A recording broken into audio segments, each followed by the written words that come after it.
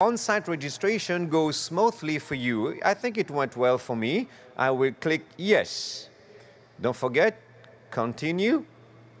And if I change my mind, you can come back here, edit. You can see the work button, the no button does work, but I will keep yes to encourage Secretariat. I will say yes. Madam Chair, we should not forget to click on submit. It is being submitted. You click on next vote and you stay here. I think by now we are all very conversant with that process, so I will hand over to you, Madam Chair, and you will take us through the process. Thank you kindly. Thank you very much. And can you advise us, Mr. Parliamentarian, when it is open? Sure, Madam Chair. The calibration is open. We opened that up at 7:30 when it comes through. Madam Chair, I noticed there's about 1,000 people who voted, but still some. Perhaps we could just have another minute and give some people time to finish this, and then we can show the calibration vote. Just so people know, once we close the calibration vote to display it, we reopen it up for the rest of the day. So we do get that. So, Madam Chair, maybe just a minute. Okay, we will wait a minute and we will give people time that haven't voted it to vote.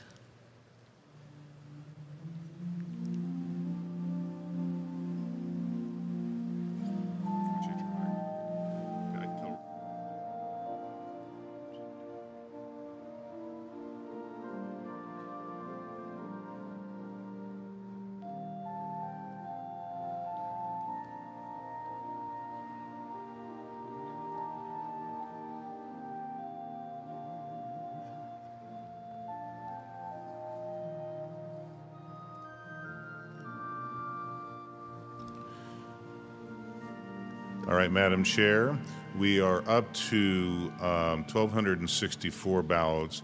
Just a couple of reminders, because I think some people have commented. There are, of course, people who are delegates that aren't in the room. There's a nominating committee. There's other people who work for the GC and other institutions that just are not, they have other responsibilities. So people wonder, well, there's X number of delegates, why is there Y number of votes? And part of that is the people have other responsibilities. So, Madam Chair, we can close that now if you would like. Please close the vote and then we will wait and please display the results. All right, it's closed, Madam Chair. Results will be here momentarily.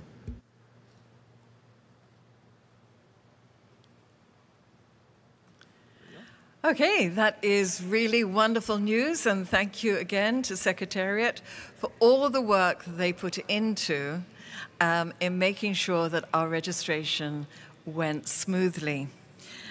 Having got our calibration vote out of the way, I now turn again to Elder Maruvan, and we would like to have some delegate orientation. Thank you so much, Madam Chair. This is item 109 on your agenda list. Just for you to follow where we are, item 109 on your agenda. This presentation, esteemed delegates, was scheduled for Thursday afternoon. But as you remember, we were delayed a little bit, and we did not want to delay the afternoon longer. We had to reschedule this 15-minute presentation, which is an orientation for our delegates. We could not reschedule it on Friday because we had lined up already the Secretary's report, Treasurer's report. Therefore, we are having it for you this morning. Item 109 on our agenda. We have prepared this presentation for all of you delegates, 2,508 of you who registered on site. But, Madam Chair, we had specially the new delegates, those who are attending this session for the first time. We have you in mind.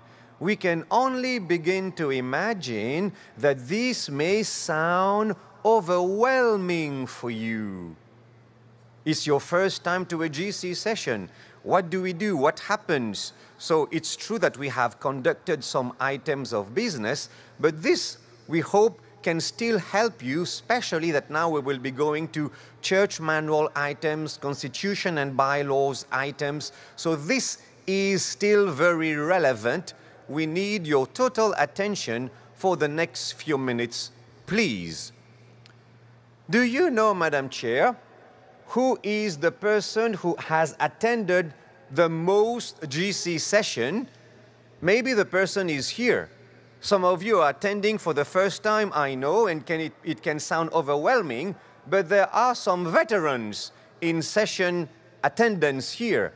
I was reliably informed that there is one person who has attended 17 GC sessions, 17. And this person is attending also this session, and this person is 92 years of age, which might make him the oldest delegate to this session. I have talked about Brother Ralph Watts. I don't have him with me on the stage here, but if he's around, you can greet Brother Watts. So, you are not veterans, right? This is your first time attending. So this training is for you. So whether you are from a delegate from Auckland, or a delegate from Manila, from Mumbai, from Johannesburg, or from Mexico City, we want you to know that you are part of this big church family, and we will spend this time learning more about our responsibilities, our duties, and we have this as our objective for the next few minutes. We want to ensure that General Conference session delegates, you, especially first-time attendees, are well equipped with a clear understanding of their roles, responsibilities, and privileges in the conduct of the business meetings. And we will cover, because this is I'm giving you a helicopter view, we will not be able to drill down into details. We are planning to cover these 3 topics to give you some ethical expectations of delegates. There will be 3 of them. We will talk about 3 of your rights and responsibilities as delegates, and we will end with 3 practical pieces of information for delegates. So if you are with me, we can start, and we will share with you now the 3 ethical expectations of delegates. Number 1, you have the duty of being informed. The General Conference shared with you the agenda packet 6 weeks before this meeting was convened here in St. Louis. So you had 6 weeks to read through the materials that was shared with you. One of the ethical expectations, one of your fiduciary duties as delegates is to be informed. Why? Because informed decisions are the foundation of good governance.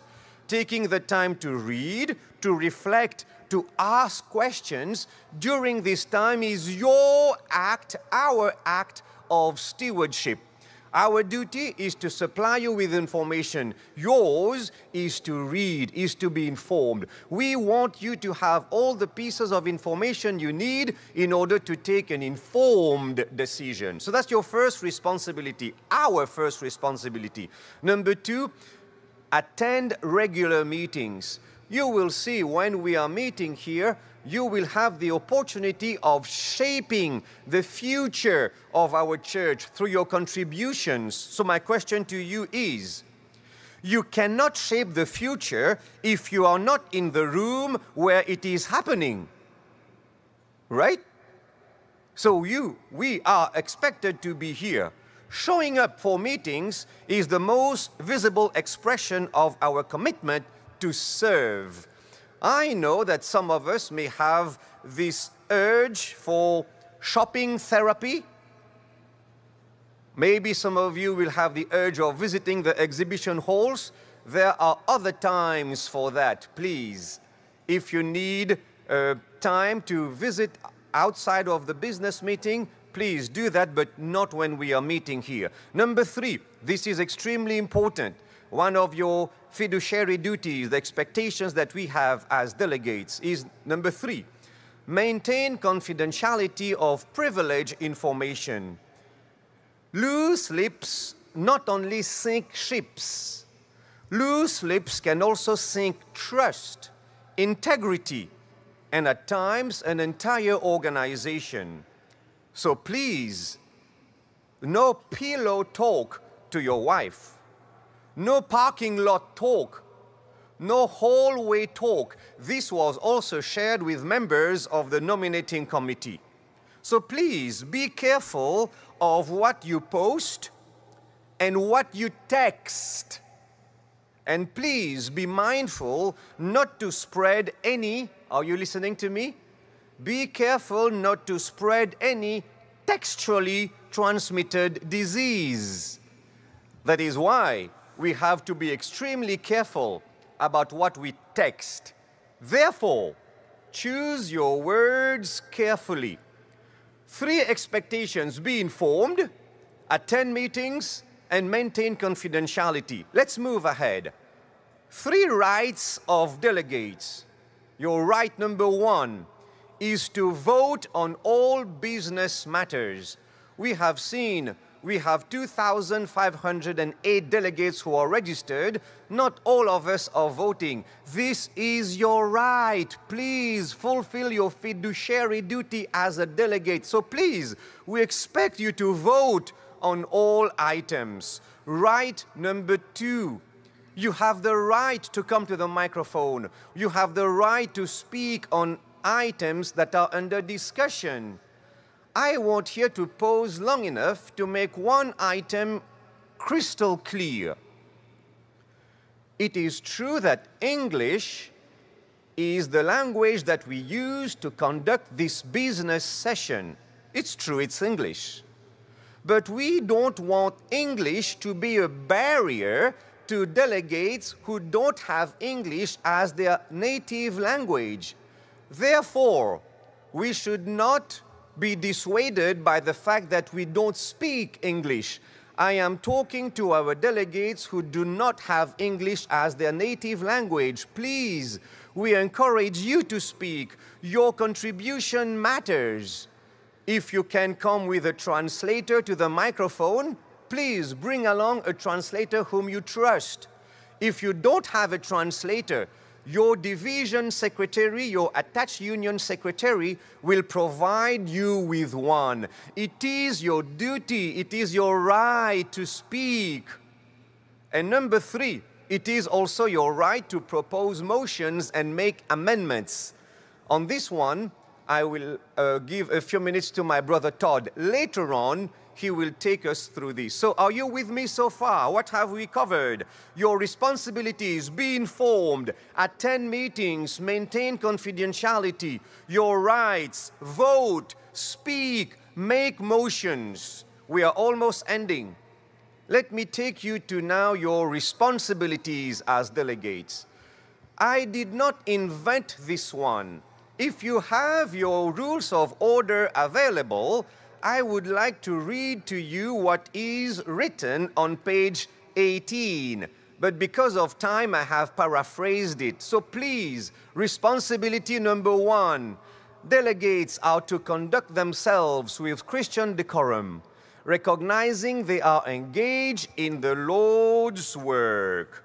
This is extremely important because how we speak and act reflect not just who we are, but whose we are. I don't think, Madam Chair, I need to expand on this here, but it is important for us to know that when we come to the microphone, it is expected of us to speak with kindness to the chair and to the other fellow delegates as well. I was reading when someone said, the tongue only reflects the state of mind of its owner, right? The tongue only reflects the state of mind of its owner. I also was reading something else, Madam Chair. There is a philologist who is a linguist as well. and listen to what is said of him. He could be silent in 7 languages. He could be silent in 7 languages. So we encourage you to speak. Please do that. But with Christian decorum, with the respect, with the kindness, because we are here conducting the Lord's business. Responsibility number 2, refrain from speaking multiple times to the same motion until all others who wish to speak have had the opportunity of doing so. Why? Out of fairness and respect for fellow delegates. This is taken from page 18 of our Rules of Order. Words. You have understood by now that English is not my mother tongue, right? French is. So some people tell me that I speak Franglish, but that's okay. Now, I have learned something. I treat words as toothpaste. I treat words as toothpaste because tragically, once they are out of the tube, you cannot put them back again, right? So that's what I'm helping you with here. And we will now end our responsibilities, and I will read for you a quotation from the Church Manual, page 121. We are to exercise independent judgment when casting votes. Listen to this quotation from the Church Manual.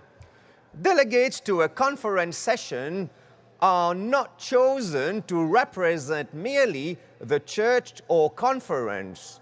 They should view the work as a whole, remembering their responsibility for the welfare of the worldwide work of the church, right? It is not permissible for church or conference delegations to organize or attempt to direct their votes as a unit. Did you see that from the Church Manual? My eyesight is being tested here. Let's go to the second one. Nor is it permissible, thank you, for the delegates from a large church or the conference to claim preeminence in directing affairs in a conference session. Each delegate should be susceptible to the direction of the Holy Spirit and vote according to personal convictions. Listen to that. Any church or conference officer or leader attempting to control the votes of a group of delegates would be considered disqualified for holding office. We should exercise independent judgment when we vote. What have we covered so far? We have covered our ethical responsibilities, be informed, attend meetings, practice confidentiality. Our rights are to vote, to speak, to make motions. Our responsibility is speak with Christian decorum, refrain from speaking multiple times on an item except others have had the time to do so. Exercise independent judgment when voting. And let's end now. I have 3 pieces of practical information for you. Please charge your device daily and come here fully charged to start the day. Advice number 2, please wear your badges every day. Without your badge, you are without a passport. You are not going anywhere. It's very important that you wear your badge whenever you are in this place. If you are eating and you don't have it, you might accidentally have to fast, and we don't want you to do that. And finally, my esteemed delegates, have your voting cards available, as Madam Chair already said. At times we will have recourse to the voting card. I hope we have reached our objective, which was to share with you clearly your responsibilities, your rights, your duties as delegates. Thank you very much, Madam Chair, and now we can transition to the last part of this orientation. Thank you. Thank you very much, Elder Hensley. And I will turn to our parliamentarian to introduce the next little section of our orientation. Thank you, Madam Chair. As we've experienced over the last 2 days, the rules of order, which you all received a copy of, are an important part of how we conduct this business. As God has called for us to do all things in good order, that is the rules that we have agreed to abide by.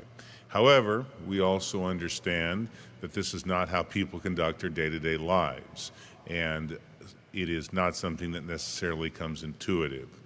As a result, we have a video here that we're going to play for you. This was played during the orientation sessions a month ago or so, but we felt it would be beneficial to the body to better understand how rules of order and how the system works so that your voice can be heard and we can move forward in good order. So with that, Madam Chair, I think we're ready to play the video, if that's okay.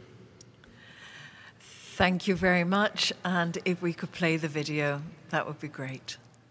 Greetings and congratulations on being selected as a delegate to the 62nd General Conference session.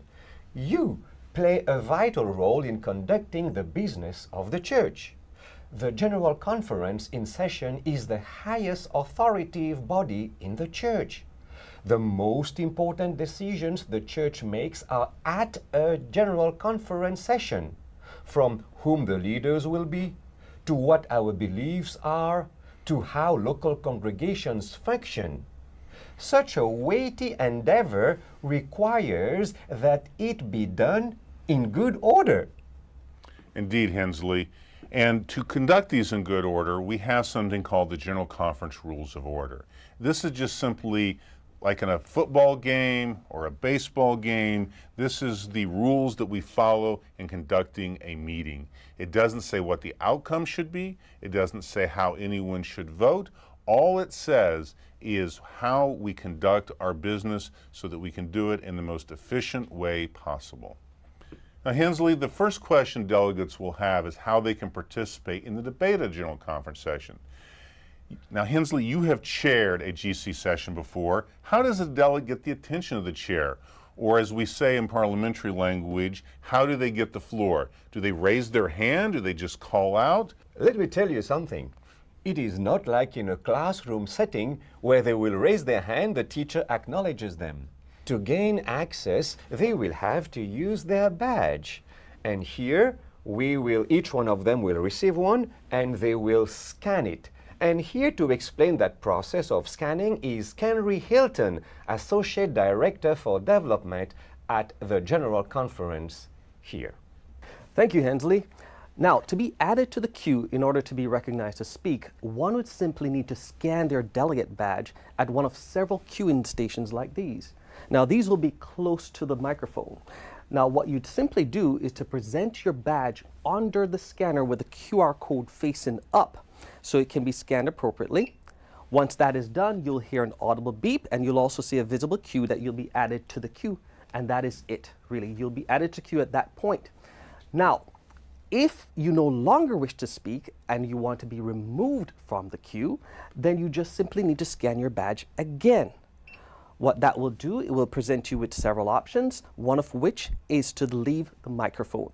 Once you hit leave microphone one, you'll be successfully removed from the queue. And that is essentially it.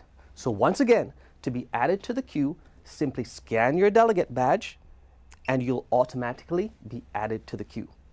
Now, in an unusual circumstance, if you want to raise a point of order, then you scan your badge a second time. What that will do, it will bring up several options again. One of them will be a point of order. Once you press point of order, you'll be successfully added to a point of order request. To cancel your point of order, you would simply scan your badge once more, and then you would press leave mic 1 for point of order.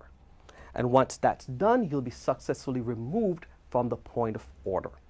And that is how you use the queuing system. Back to you, Hensley. Todd, so a delegate has scanned his or her badge, has been recognized by the chair. What happens next? Well, Hensley, delegates can essentially do one of three things. First, and most common, is they can speak for or against the item being debated, the item before the body. Second, they can seek to make a motion about what is being debated. And then third, they can raise a procedural concern. But Hensley, these are very abstract ideas. Why don't we see how this can work in practice? I believe this is an excellent idea. So what we will do now is we have an example of how a GC session might go in order to illustrate this orientation and how the rules of order work. Let's take a look. Welcome to this meeting of the General Conference session. We will continue with church manual items. Jason Santos will take us through the next agenda items. Thank you, Mr. Chairman. Our next item is agenda items 4.12 and 4.13, the nominating and election process. These proposed changes to do three things, Pastor Chairman. First, it allows for terms of office to be extended in exceptional circumstances. Second, it allows a local church to create a standing nominating committee. And finally, it allows the church to set a quorum for the nominating committee. The delegates can see the proposed language in the agenda. Mr. Chairman, I so move. All right, is there a second? Second. It has been moved and seconded. Is there any discussion? So, Brother Parliamentarian, what is going on here? Hensley, this is what we call a main motion or a debate on a main motion. And this is the heart and soul of what we do at General Conference session. Agenda items come before the body, and then we debate them. So let's see how this debate on this particular item develops. Good idea. Let's watch it together. Okay, I see we have someone on microphone number 1, Jason Tracy. Thank you so much, Mr. Chairman. I see that on item 412 below, there's some language that says the size of the nominating committee will range from 5 members in a small church to a larger number in a larger church. Mr. Chairman, I really think the church would benefit from setting a limit on how large a nominating committee can be. We say how small it can be, but we need an upper limit as well. Mr. Chairman, at this time, I move that we add an upper limit to how large a nominating committee can be. Thank you. Elder Tracy, thank you for your motion. However, the language in the church manual you are referring to is not before the body. We are only considering the underlying language dealing with extending a term. Your suggestion would need to go through the regular church manual process. This would be a new item. Therefore, I cannot accept your motion. Can a delegate make such a motion? No, they can't. And the reason is because the agenda items that can be debated are what is before the body. Here we see that a delegate has seen something else that is not part of the underlying section, but is simply unrelated. So while they can make a motion to amend, we're going to talk about that later, it has to be, here's a big word, germane or related to what's being debated. So while this is maybe a good idea, it's not an appropriate time or place to make that motion. So the key here is the underlined section, which is before the body. Exactly. Excellent. If it's not underlined, it's not before the body, and therefore it's not properly a motion about it. Hensley, now that the chair has resolved this issue about the motion that really wasn't appropriate, let's see if there's anything else for him to handle. Is there any discussion on the motion before us? All right, I see Gabby Collin on microphone number 2. Gabby, please. Thank you, Pastor Chair. I feel like any such extension of a term should not just be done in consultation with the conference, but with the approval of the conference. Therefore, Mr. Chairman, I move that the words "in consultation with the" be struck and replaced with the words "with the approval of." Mr. Chairman, I so move. Is there a second?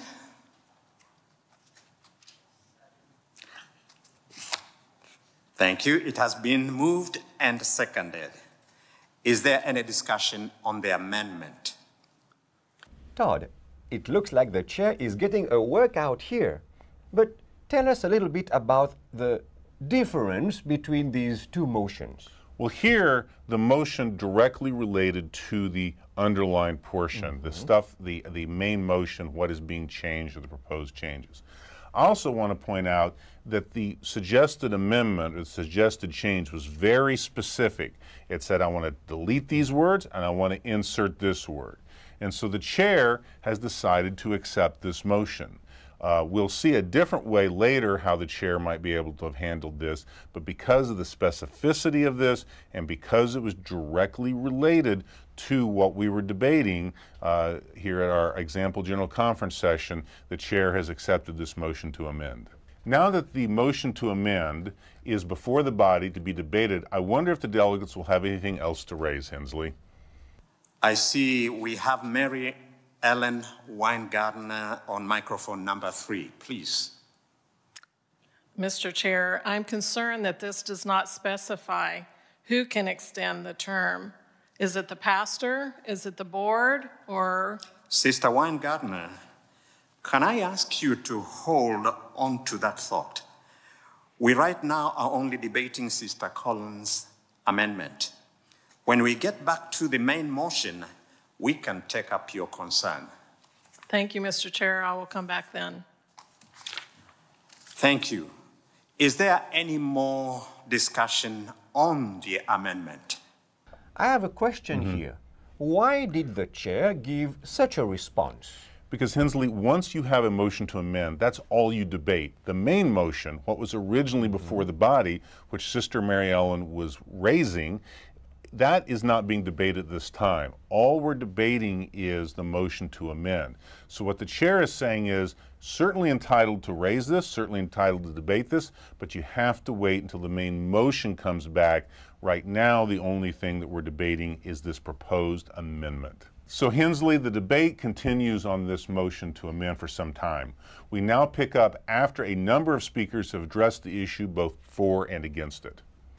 We now go to Justin Baham on microphone number 3. Your time, Justin. Thank you, Mr. Chairman. I believe that we've discussed this issue enough. I move the previous question. The previous question has been moved and seconded. It has been moved and seconded.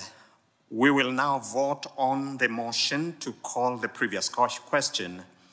If this passes, we will cease debate and move immediately to voting on the amendment. This motion is non-debatable and requires a 2/3 vote. Now, tell me something. Can someone just stop the debate like that? What about those who have been in the line for some time? So no one person can stop a debate, and that's not what this gentleman is trying to do. What the delegate is saying is, I think we as a body have heard enough debate.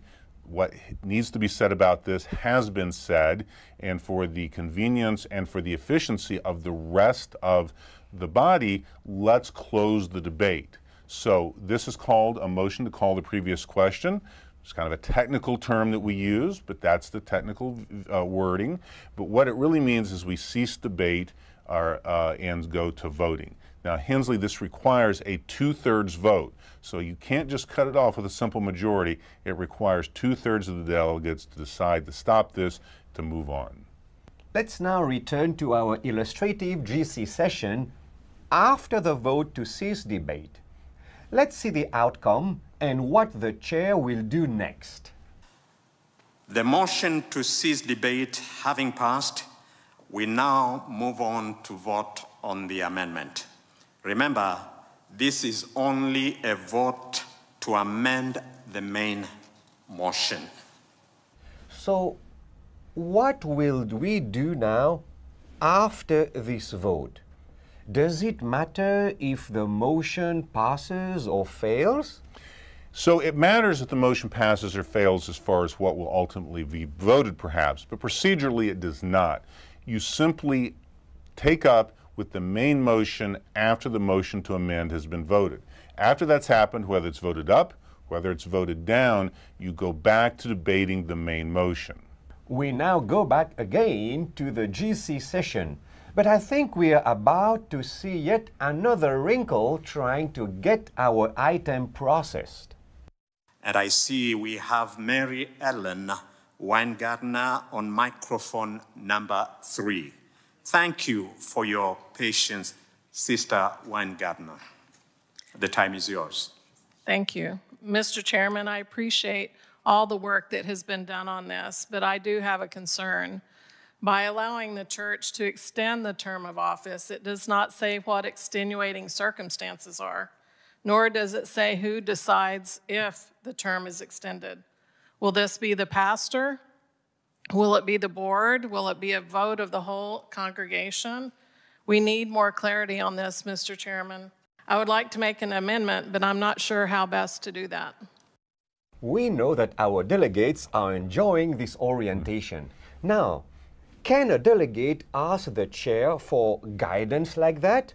Also, Todd, I'm wondering, is this motion appropriate? So first, the delegates can ask the chair for some guidance. Now, this is a body with over 2,000 delegates, so you have to be respectful of everyone's time, but it is appropriate to make an inquiry to the chair about where we are in a process. As far as if the motion is appropriate, it's the appropriate time, so we're talking about the main motion, unlike before, but she didn't really make a motion. She just simply expressed an idea, a concern, but she didn't say, well, I want to take out these words and I want to replace them with these words. She also didn't say, I move, which is an important and necessary part to make a motion. And that's fine. She simply said, here's what I would like to do, Mr. Chairman. How can I accomplish this? And I think we'll see here how the chair now handles that request. Elder Santos would like to address this. But before we do that, I see we have a point of order on microphone number 2. Flavia Klein, please. Mr. Chairman, I've been advised that the translation service is not working. None of this translation radios receive any audio anymore. Oh, okay. Thank you for bringing that to our attention. We have now come to my favorite part of this orientation, points of order. They have been an issue at prior GC session. Todd, tell us, what are points of order? Can anyone just come to the mic and raise a point of order? Hensley, points of order are important items that concern the entire body. They don't go to the item that's being debated. They're not a debate item, but there's something like we just saw here with Sister Klein, where translation was down. You can't really continue business until that is resolved, and so it's appropriate that a delegate be able to stop the business, raise this with the chair, so the chair can get this resolved before we move forward.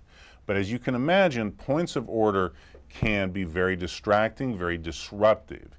And so if people raise things that really aren't a point of order, then that can delay the entire body. And so it's important that people understand what a point of order is and what a point of order is not. And Hensley, all of this is in the rules of order that each delegate was given when they registered. So that is why we need the full attention of our delegates now to understand exactly what a point of order is and what it is not, right, Todd? Exactly. And I think we're going to see next an example of something that is really not a point of order. We are glad we have the translation back. We can now continue with our meeting. But before we do that, I see we have another point of order on microphone number 1. Gary Krause, please. Yes, I'm sorry, Pastor Chair, but with the greatest respect, I am thoroughly confused. This has been going on forever. We've been to Timbuktu and back with 100 stops all over the place. I don't even know what we're discussing anymore. I don't even know whether I'm in Battle Creek or if I'm in St. Louis. So I move that we start over again. Is this really a point of order? Can a delegate just come and ask to start over again?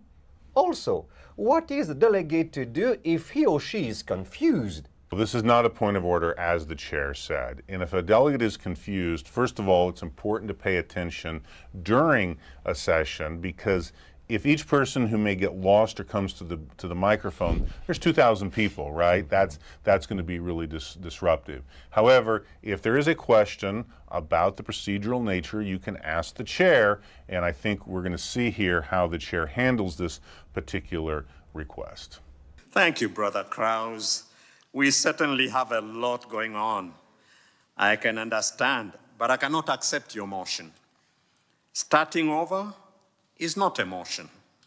Second, points of order are for specific items such as raised before that impact the body, like translations being down. Generally speaking, motions cannot be made when one is recognized for a point of order. However, let me try to get everyone up to speed. We are debating items 412 and 413 on the agenda. Sister Weingartner raised some concerns, and now we will try to answer them. Elder Santos, would you care to address Sister Weingartner's concerns? Sure, Mr. Chairman. These are very good questions. And we discussed some of these items in the Church Manual Committee already, but perhaps we can take this back to the Church Manual Committee and bring this item back to the floor later during the session.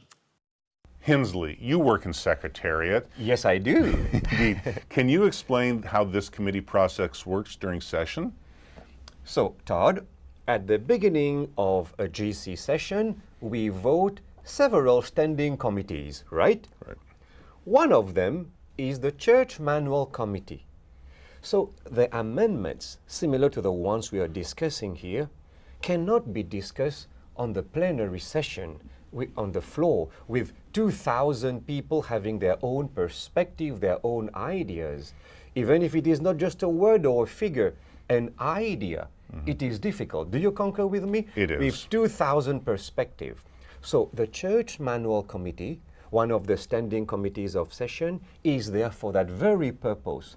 They will convene, look at the suggestions that were made, make a decision, and then come back to report to the floor their findings. Now, Hensley, any delegate that wants to can meet with the Church Manual Committee, correct? Of course, they can. And they'll be explained at session how they do that, right? Yeah, we will tell them at what time they meet and where they meet, because we want to encourage them to come to that committee for such questions and suggestions. So it's not that we don't want input, it's just that doing this on the floor at session is really unwieldy. It is impractical, Brother Todd, to do that with 2,000 plus people. Yeah. Very well. This item then will go back to the Church Manual Committee. We will announce when and where that will meet at another time. Anyone who wishes to speak to the committee on this item, 412 and 413, can meet with the committee. Elder Santos, what is the next item? Well, Hensley, we got through exactly one item. Hopefully at session things move a little bit quicker than this. But I think this is hopefully a good example for our delegates about some, not all, but some of the issues that can come up and how to handle this. We want people to be able to participate in this, to not feel intimidated, to not feel like their voice isn't being heard, but also we have to have all the delegates following the rules and the procedures that set forth so we don't have chaos, so we don't have disorder. We simply follow this as God intended all things to be followed, and that is in good order. Indeed, and we hope that you have enjoyed this orientation. Brothers and sisters, delegates, let us conduct the business of the Lord's church in a way that will honor Him, and in a place where the Holy Spirit will continue to guide our decisions.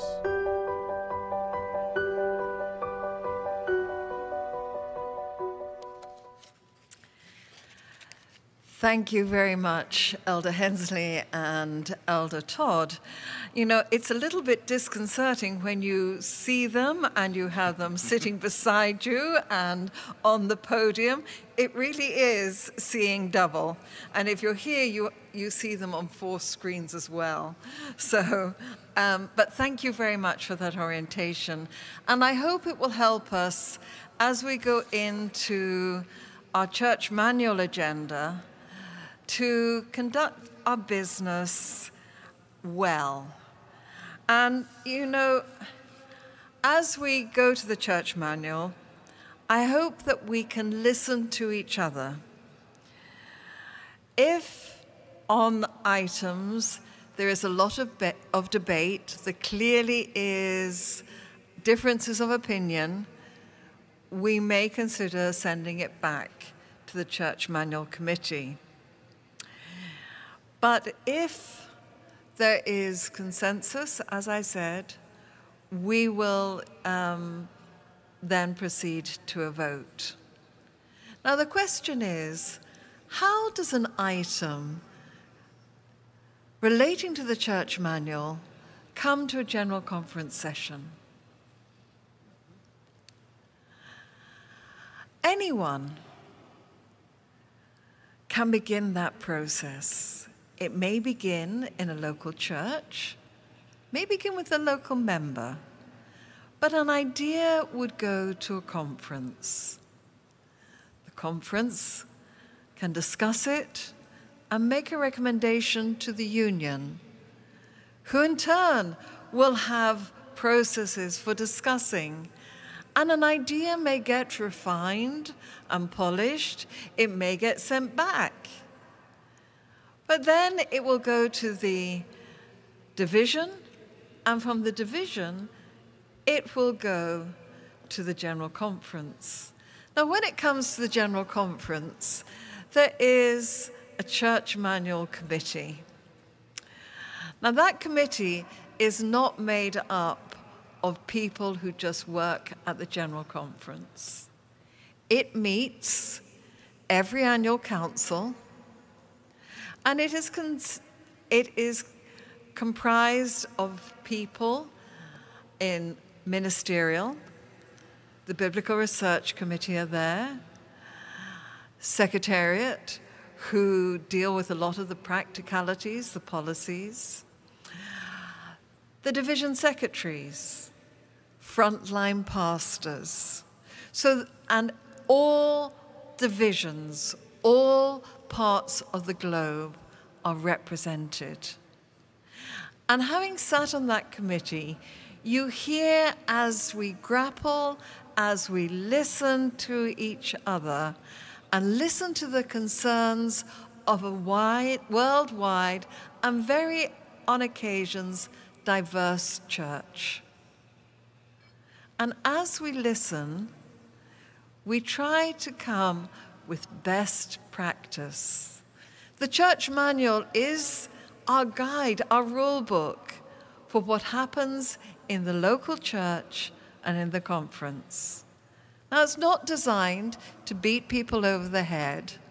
What it's designed to do is to ensure that we as a church practice in a consistent way. So it doesn't matter where I go to church, anywhere in the world, I know that there are certain rules that will guide our behavior. Now, you know, an idea may come just from a division, or it may come from a department. But there is a process where we listen to each other. Once the Church Manual Committee has worked on a recommendation, it is voted by annual council.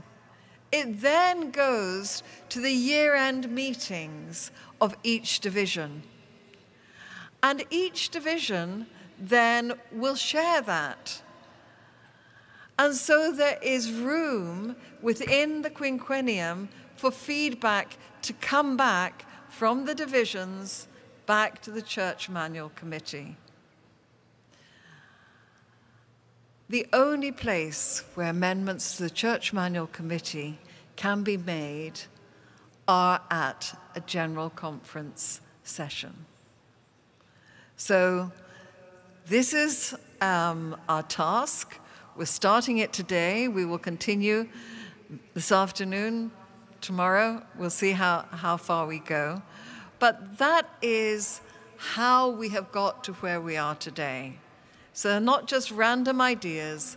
They're ideas that have gone through a thoughtful, prayerful process with input from every part of the world. So I see that there is one speaker on microphone 12, Mark Woodson from the Northern California Conference. Mark. Yes, thank you, Madam Chair. I appreciate your explanation of the process that it takes to put together ideas for the church manual. That's very helpful. At the end of in the last session in 2022, there were quite a few amendments that had gone through the process all the way from 2015 that didn't get, because of the shortness of our session the last time, that didn't get to be reviewed or brought to this group. And it's disappointing to me that those items that we didn't get to in the last session were not brought back to this session. You just explained the process of what it takes to bring those items, and there were a number of items that came from our division, came from our union, that didn't get to be considered, and they didn't to me, they should have been brought right back to this session since they didn't get covered before. So I'm wondering if there's any thought about those items that were not covered in 2022 to somehow be brought back either to this. It'd be nice if it was brought back to this session because of all of the work that was done on them. We spent a lot of time on creating these suggestions to the church manual. Some of them are pretty important too, but they weren't brought back and they weren't put on the agenda for this session. So I wonder if there's any discussion about those items that were left from 2022. I noticed that in the treasurer's report that our treasurer mentioned items that were suggested in 2022 and brought them back to this body in 2025. I wonder if the same thing could be done as it relates to the church manual, those items that were left that were not discussed then. Thank you very much. I am going to ask Elder Gershon Santos, who is the secretary of the Church Manual Committee. I believe that the very first item that we have is something that has been brought back, but Elder Santos, can you help us? Sure, it would be my pleasure, Madam Chair. As the speaker mentioned properly, there are some items, several items referred back to the committee last time. They were brought back again to the floor with exception of one item, and it is the first one in our agenda. With a minor difference, it was a larger item, including 3 different things. When the Church Manual Committee met, first time we met, we discussed it, and we decided to summarize. As you understand, this quinquennium has had way less than 5 years. So we didn't have many Church Manual Committee meetings to discuss longer items. So I would say only one item was sent back to, was not brought to the floor, so it was referred to the Church Manual Committee, and then later on, when we met at the proper time, we discussed it and reviewed the item, and we are bringing back again the same item with minor changes, and this is the first item in the agenda. I hope it's clear. Thank you very much, Elder Santos. And on microphone 5, we have a point of order from Monique Pretorius, Northern California, Northern Conference, SID. Madam Speaker, yes, I'm on your right. Thank you. I just want to say that I don't see the time. Yes, the previous speaker, the time was not there yet. Thank you, madam. Thank you, speaker. Yes, thank you very much, Monique. We had noticed and had a little moment of panic, so thank you. We go now to microphone number 2, Andres Jimenez from the Inter-American Division. Muy buenos días para todos. Dios le bendiga. Can we have a translator? Que la paz del Señor Jesucristo esté con nosotros. Excuse me, my brother. Can we have a translator? Okay.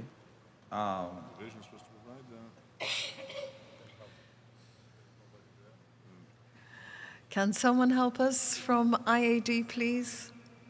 I see someone coming. Thank you. And if we can reset the time. Okay. Bueno, muchas bendiciones, honorable presidente, secretaria, hermanos, dirigentes de todas nuestras asociaciones y uniones en el mundo entero. La bendición del Todopoderoso para ustedes. Blessing to all of you. Basically, is what it said. El propósito de presentarme en ese lugar es porque tengo cierta preocupación y quisiera que se presentara y se agregara en el manual de nuestra iglesia. I would like to bring a point that I would like to be added into the discussion of this morning. Para mí una alta preocupación el cuidado de los adultos mayores, nuestros ancianos en el mundo entero. First of all, is how we take care of our seniors members. Excuse me, my brother. We are not taking any new things into the agenda. And we have had that discussion. I hate to cut you short, but we have our agenda, we have the items, and we cannot take new items at this time. Okay. Thank you. Microphone number 12, Leroy Abrahams, North American Division. Hello, thank you for letting me share. With all due respect, I do want to respond to our lovely orientation. It is clear that GC committees, with many of the same members and senior leadership, have collaborated and worked as a unit to create the agenda and present motions and candidates to us for approval. I find it hypocritical that delegates are banned from engaging in similar activities and threatened with disqualification from leadership roles if they don't comply. We need to be honest and face the fact that we are mere mortals and we need each other to make good decisions. Even though we have the veneer of consensus and inclusion by having over 2,800 delegates and 277 delegates on the nominating committee, basic organizational theory, psychology, and history show us that it's the individual or the individuals who set the agenda and present the options that hold the true power. If we truly want this GC to be impactful, we need to start by being honest and realize that collaboration on decision-making and representing the needs of your community are human and are activities that are necessary inputs to make the best decisions for the larger body.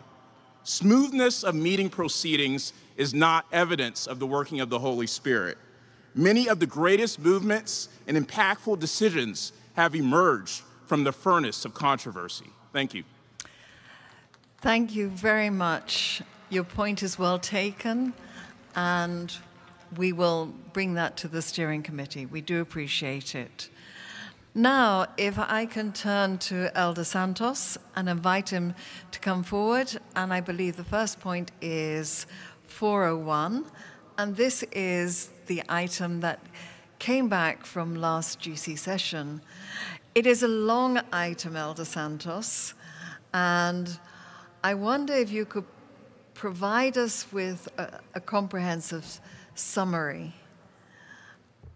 I am going to trust you, delegates, that you have done your homework and that you have read what we sent out 6 weeks ago. So, Elder Santos, as it is 3 pages, I wonder if you could provide us with a comprehensive summary. I can try to do that. And if I have a clicker, we can put on the screen a slide that summarizes the first item. As you saw in the agenda, and if you go to the first item, which is 40125 GS, and it's interesting to see on the headlines of the item, you see all the line that item follow. And as you can see in the third line, it went already to the 22 GC session, and we are bringing back again, as one of the previous speakers asked the question. So this is a returning item, number 40125. And you can see on the screen just a summary of the whole work that we have ahead of us. We have 29 items. I hope we don't use Election Buddy for all of them, because just voting those 29 items would take us about 2 hours. And hopefully we can move fast in some that are very simple and minor, and spend more time on those who will be more relevant for our discussions. You can see on the screen some of the major items that we'll be covering, but let's start with the first one. The first one is a divine appointed ministry. And as you see in the church manual, there are basically 3 main reasons why we use a church manual. Is to keep us united in the standard of practice around the world, as the chair of this session mentioned before. We also have an opportunity to develop governance based in the Bible, and this is not the Bible, but those principles of governance and policies for the local church, they are based in biblical principles, and also helps us as we move forward to be more effective and organized for mission. And that's one of the reasons why we are bringing this first item to the floor. Today, the way we had in the church manual, we have a strong emphasis on the pastoral aspect of the role of the pastor. And many people recommended, and several committees met for that. And with the input of ministerial, BRI, we brought this recommendation to you.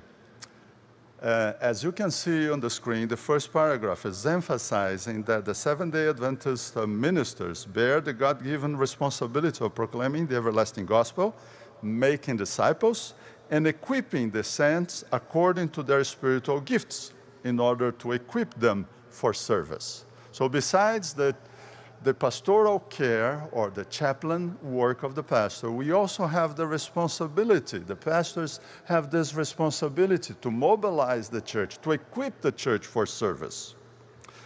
On the next section, we have some additional information, and I can move on. Maybe we can use, Sister Sherry, if we can use the item itself in the agenda.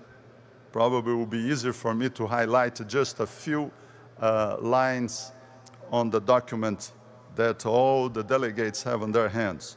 On page 43, I can highlight now line 38, and you can go a second to the last paragraph.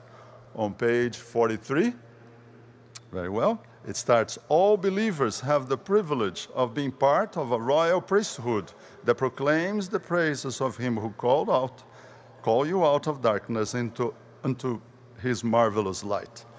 So this is not just, we don't believe that the pastors do ministry by themselves, but they are facilitators and equippers so the body of Christ can function properly and fulfill God's mission.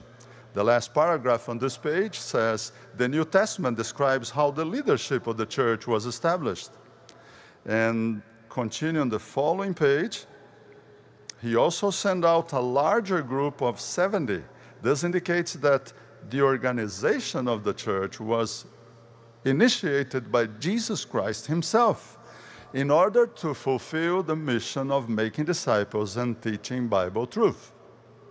We can skip one slide and go to line 16, when it says, in harmony with the leadership model of the Jerusalem church, the apostles appointed elders as spiritual leaders in every church. And we'll know this by the Seventh-day Adventist movement. In the beginning, we have basically two kinds of elders or pastors. The local ones taking care of the local congregations, and the itinerant pastors, that those were those doing evangelism, revival, and starting the work in new places. So line 25 says the New Testament principles of church organization guided Seventh-day Adventists in the years prior to and the decades following its official organization as a church in 1863.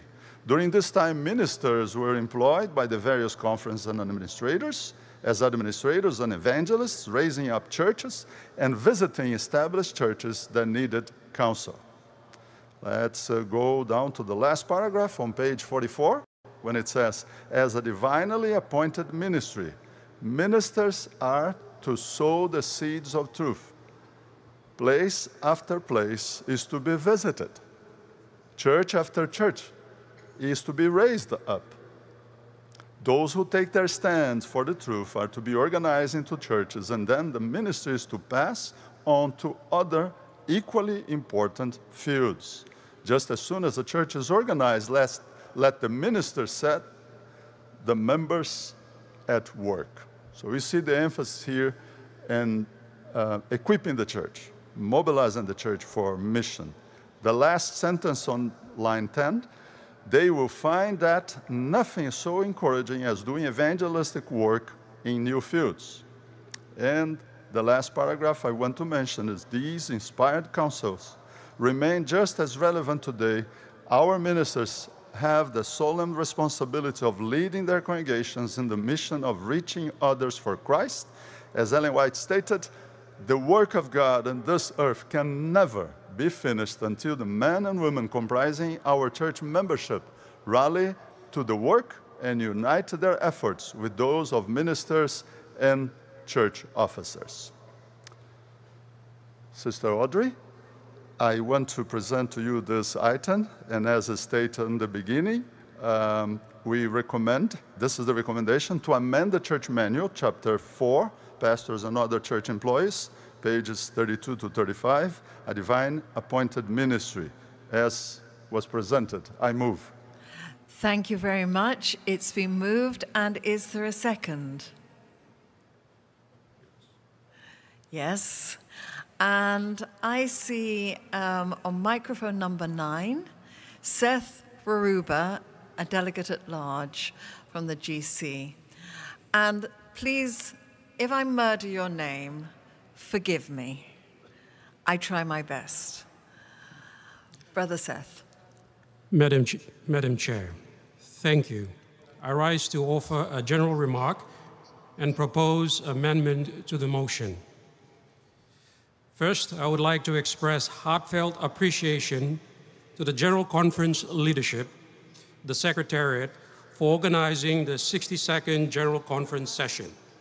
I'm not sure if any of us have taken the opportunity on the floor of this business session to formally thank the GC leadership, so allow me to begin there. Thank you for your tireless efforts in bringing us together in such a meaningful and well-coordinated way. Madam Chair, I speak in favor of the motion, and I would like to propose an amendment. In the interest of providing clarity on the role of a minister versus an ordained pastor, I move to insert the words conduct baptism in page 43, line 26, after ordained elders. Therefore, the proposed sentence to read, they are encouraged and exhort the believers, rebuke sinners, ordained elders, conduct baptism, uphold the truth, and take a firm stand against false doctrines. I am aware of the specific section on ordained pastors in page 33 to 34 of the church manual. However, feel it is necessary to insert the above words to provide clarity. Thank you, Madam Chair, and may God continue to guide us in unity and purpose. Excuse me, Brother Seth. Where do you want to insert this? Page 43, line 26. Okay. Could you please, well, first, is there a second?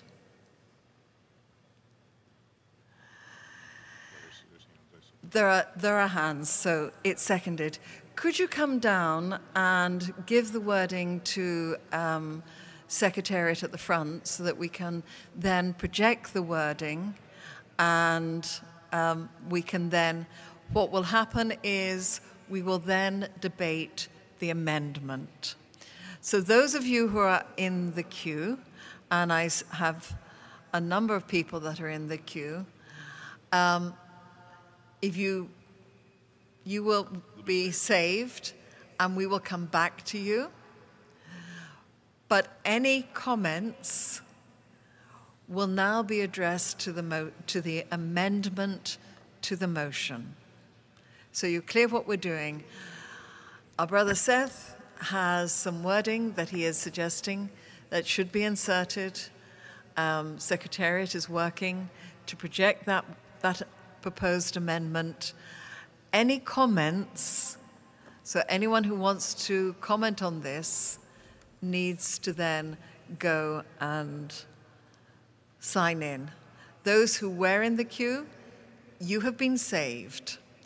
And when we go back to the main motion, you will have your opportunity to speak. Okay. Our parliamentarian, while we're waiting, is going to just share some information with us. Just one thing, Madam Chair. We took the point of order yesterday regarding the scanning being disabled to heart and not doing that while chairs have said they don't want to take no speakers.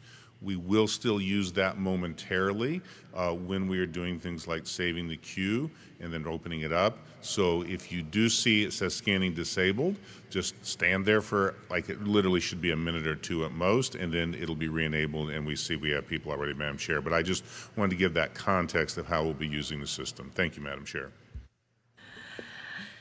Thank you. We all learn as we're going along, and we improve our processes, and we appreciate that, Brother Parliamentarian.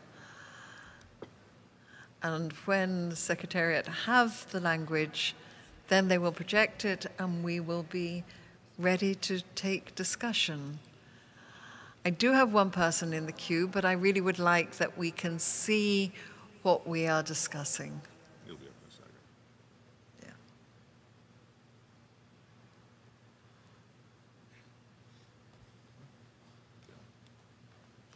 Yeah. Okay.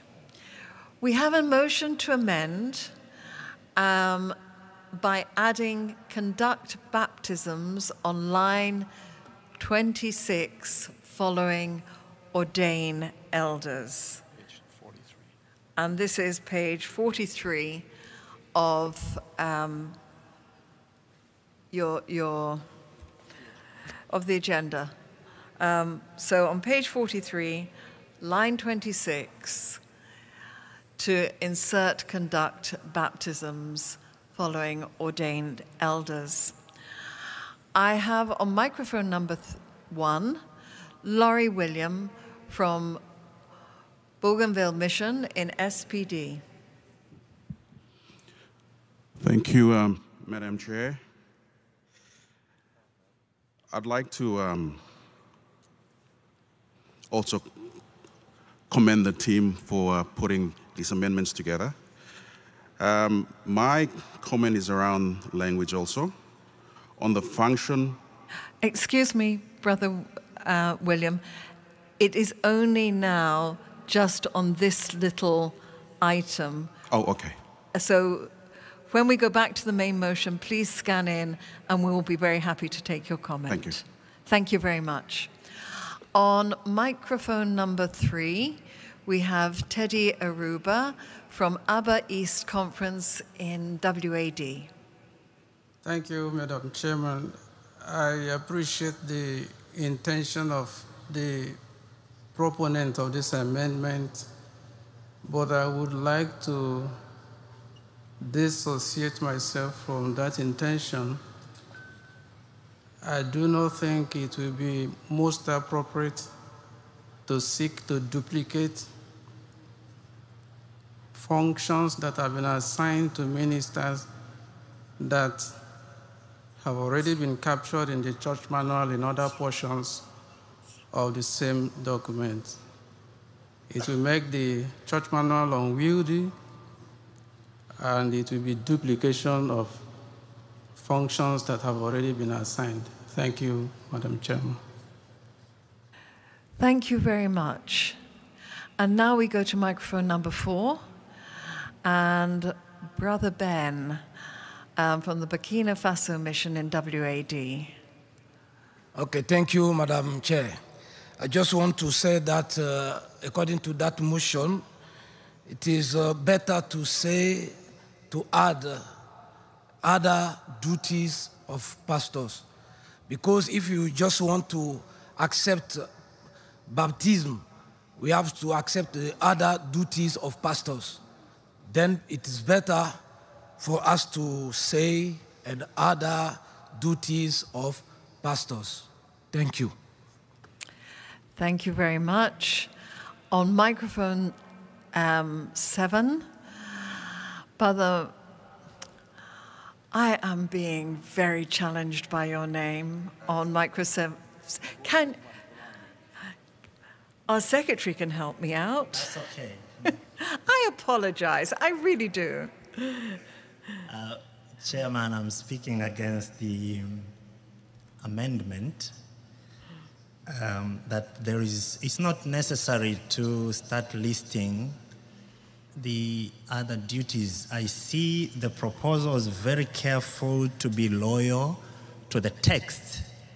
The text, Titus 1, verse 5, that's why they mentioned ordained elders.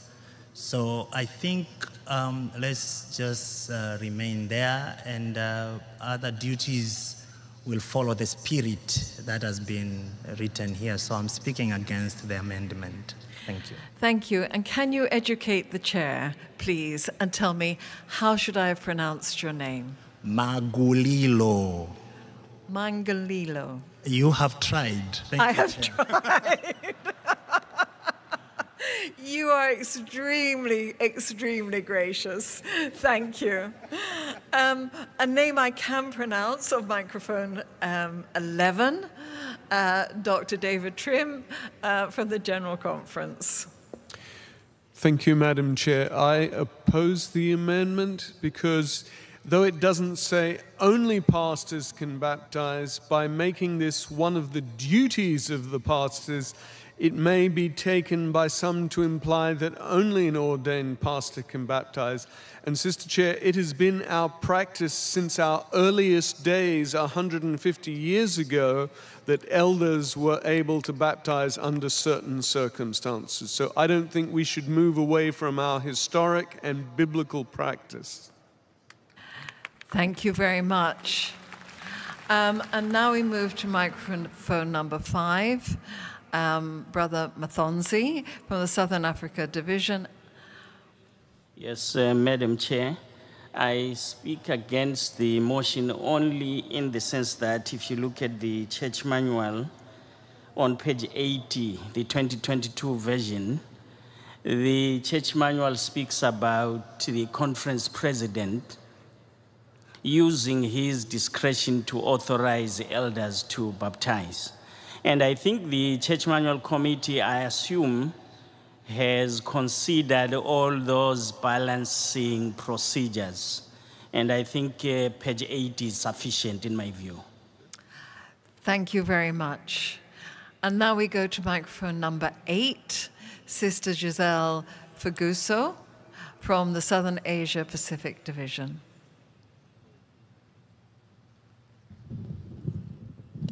Thank you, Madam Chair. I speak in favor of the amendment because I believe that baptism is a core part of the Great Commission, and which is very fundamental in discipleship and evangelism. And the current draft outlines the core functions of a pastor, which is teaching, exhorting, rebuking, and omitting baptism may unintentionally downplay this very sacred role of the pastor. And after my part, I also move to call to the previous question. Thank you very much. Question has been called. This is a non-debatable motion. So we will use our cards, and it needs a 2/3 majority. What it means, if you vote yes, we stop debate on this amendment, and then we go to the vote. So, question has been called. We will now vote. We will use our cards. If you want to stop debate on the amendment, you vote yes.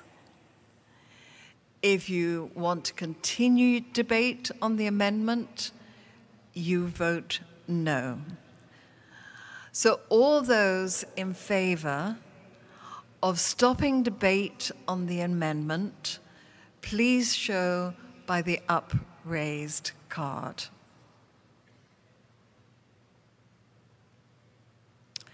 Thank you very much.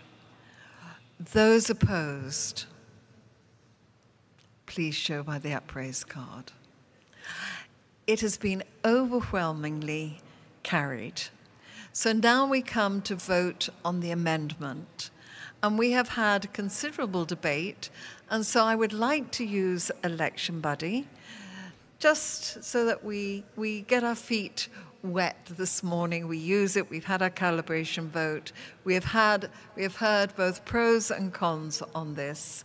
So when you're ready, the motion to amend is on the screen, and Mr. Parliamentarian.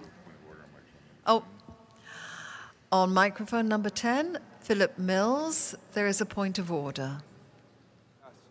For a point of... I'm sorry. Oh, okay. For a point of order, you shouldn't have a statement before that. A point of order should just be a point of order. For the reserve to the, the previous question, calling that to have a statement and then call a question isn't fair for others. I will defer to our parliamentarian. Thank you, Madam Chair. While that is a perspective that has been shared by several individuals, that is not in our rules, nor is it in the other parliamentary authorities that exist. A motion for the previous question is in order at any time in which a person has the floor, and they are allowed to speak before that. So it is in order, and that is not violative of our rules in any way. Thank you, Madam Chair. Thank you. And I do appreciate the frustration. I have been there when you're standing in line to make your comment and then question is called. So we are now voting on the amendment. When Election Buddy is ready. All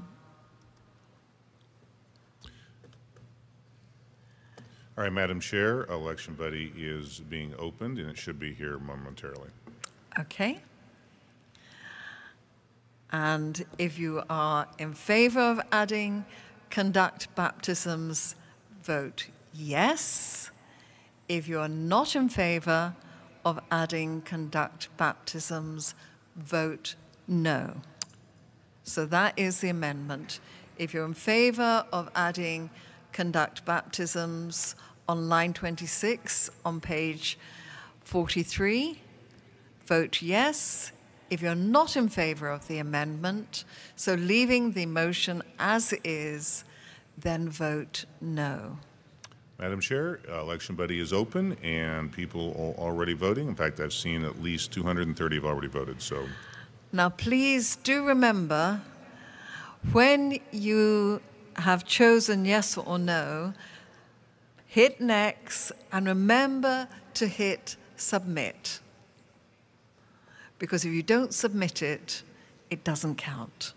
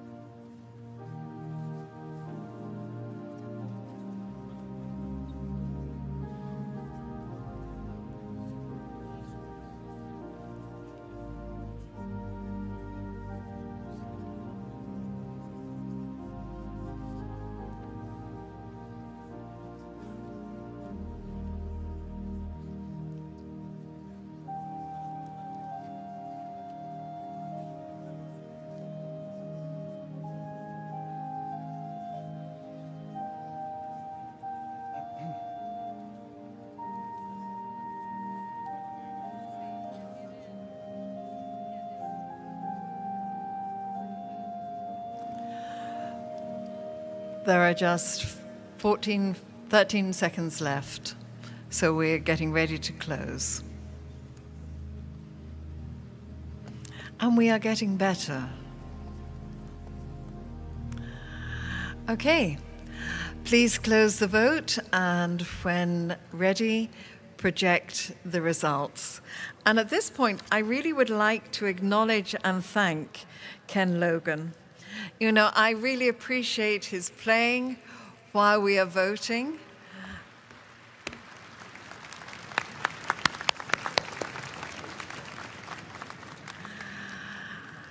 We have the results. It is no, so we go back to the main motion.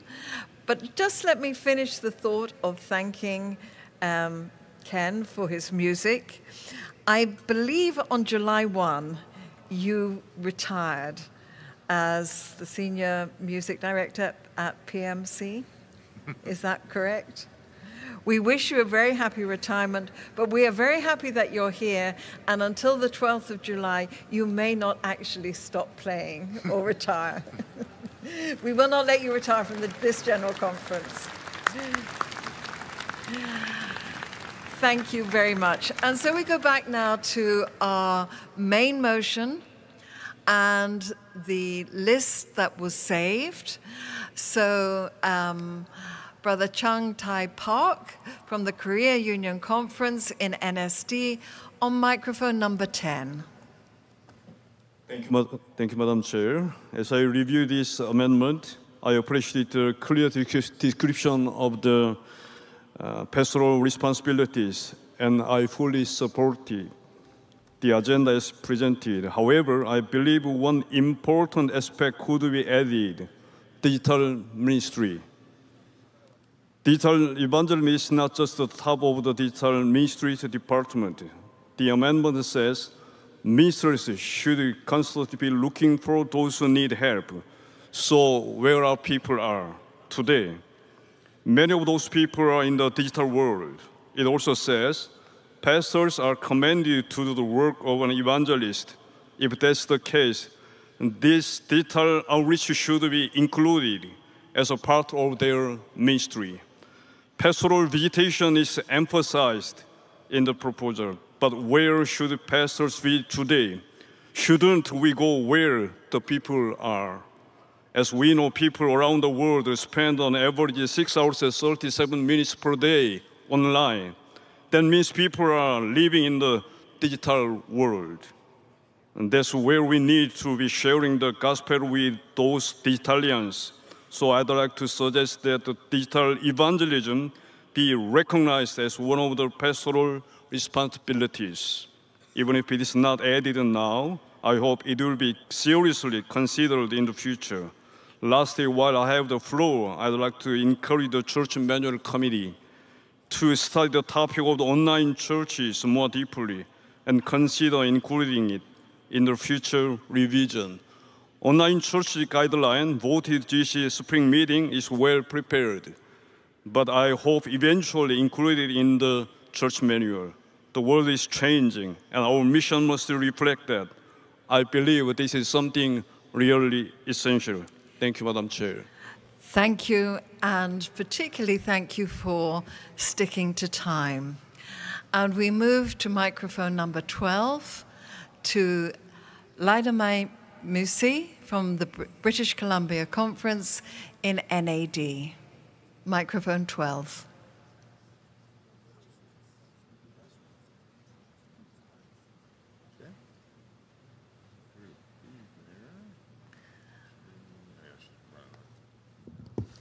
Sorry, I removed my name and okay, it didn't work. No problem. Thank you very much. And so we go to microphone 10 and Timothy Standish from the General Conference. Good to see you getting some exercise, Brother Timothy. Well, thank you, Sister Chair. There is very little time, and it's really insufficient to discuss a motion, I should say an item of this immense length. However, I would note that there are two global issues that I see with this particular addition.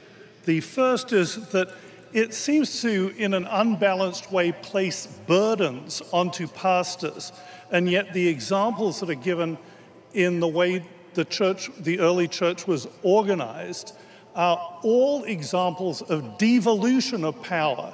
The pastor's role is to empower his congregation.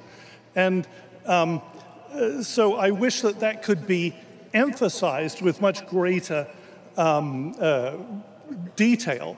In addition to that, there seems to be a lack of recognition of the proper and biblical role of deacons. And there are multiple examples, I think, where we could add deacons in more prominently as assistants in the work of God.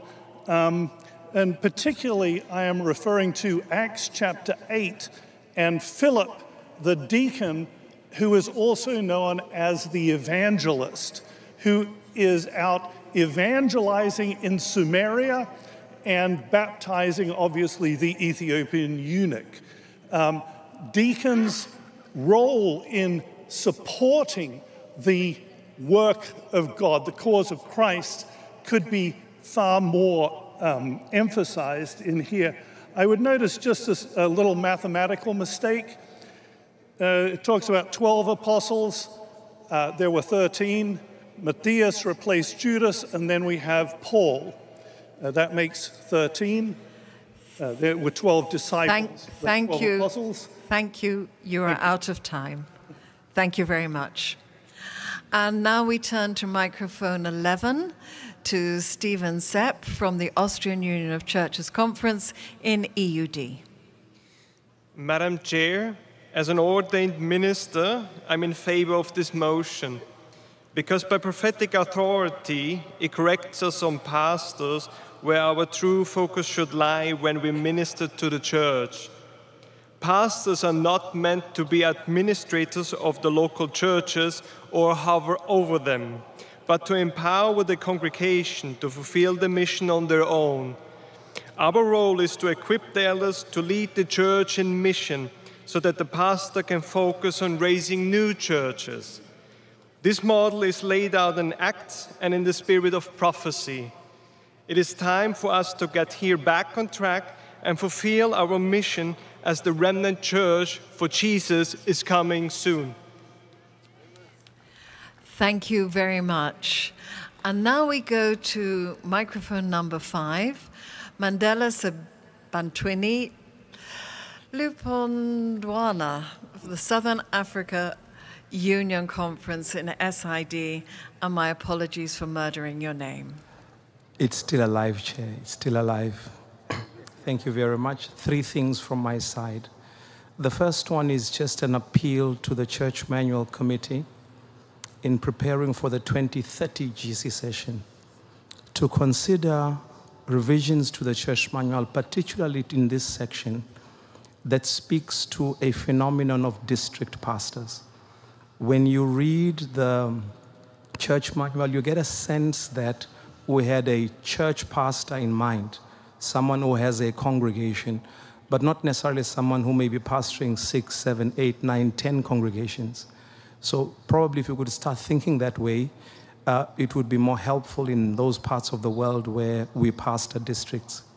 Secondly, the reality on the ground of pastoral ministry is that as much as we may emphasize, and I speak in favor of the motion, the work of the evangelist, the equipping of the members and making of disciples, the reality is that there's a lot of administrative work that pastors get to engage with. There are reports expected from pastors. There are meetings expected from them to chair. They're expected to do a lot of admin work that if they do not perform, a lot of things don't go right. So it might be helpful to factor that in going forward. And lastly, the first sentence of the amendment, I think it's on page 43, highlights the 3 functions, which is the responsibility of proclaiming the everlasting gospel, making disciples, and equipping the saints for this, to their spiritual gifts in order to equip them for service. Brilliant.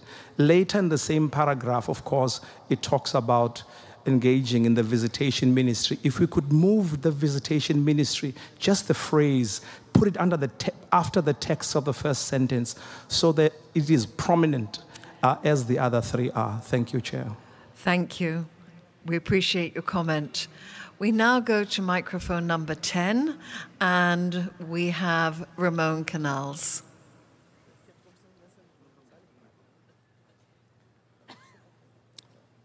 Thank you, Madam Chair.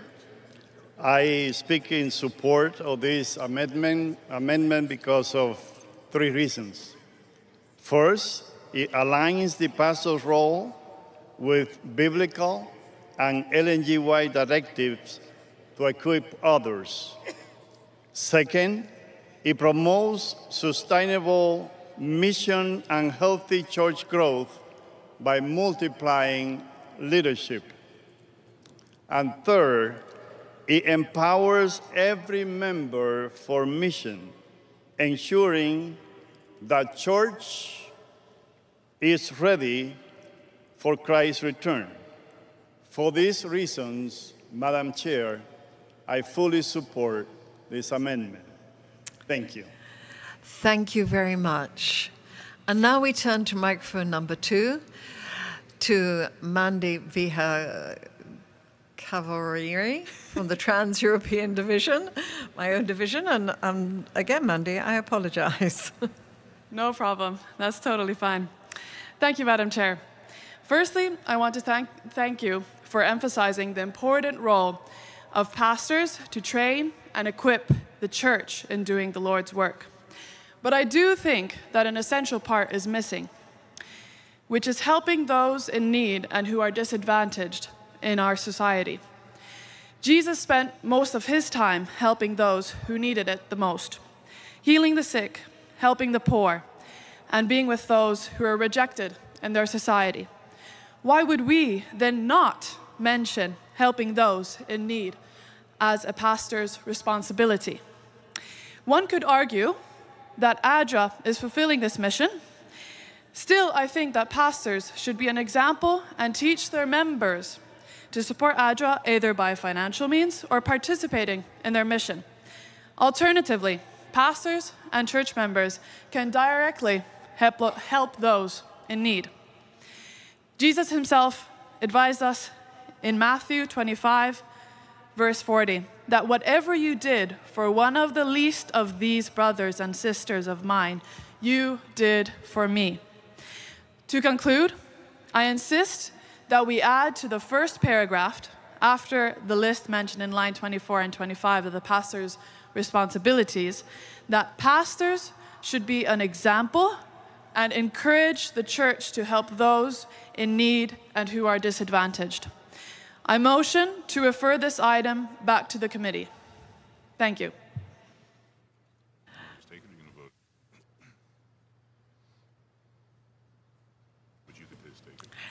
You know, thank you very much, Sister Mandy. I have another 11, I have 3 people on the screen and another 11 speakers in the queue. So what I would like to do is to say, can we hear from some more speakers? But maybe this is something that needs to go back to the committee.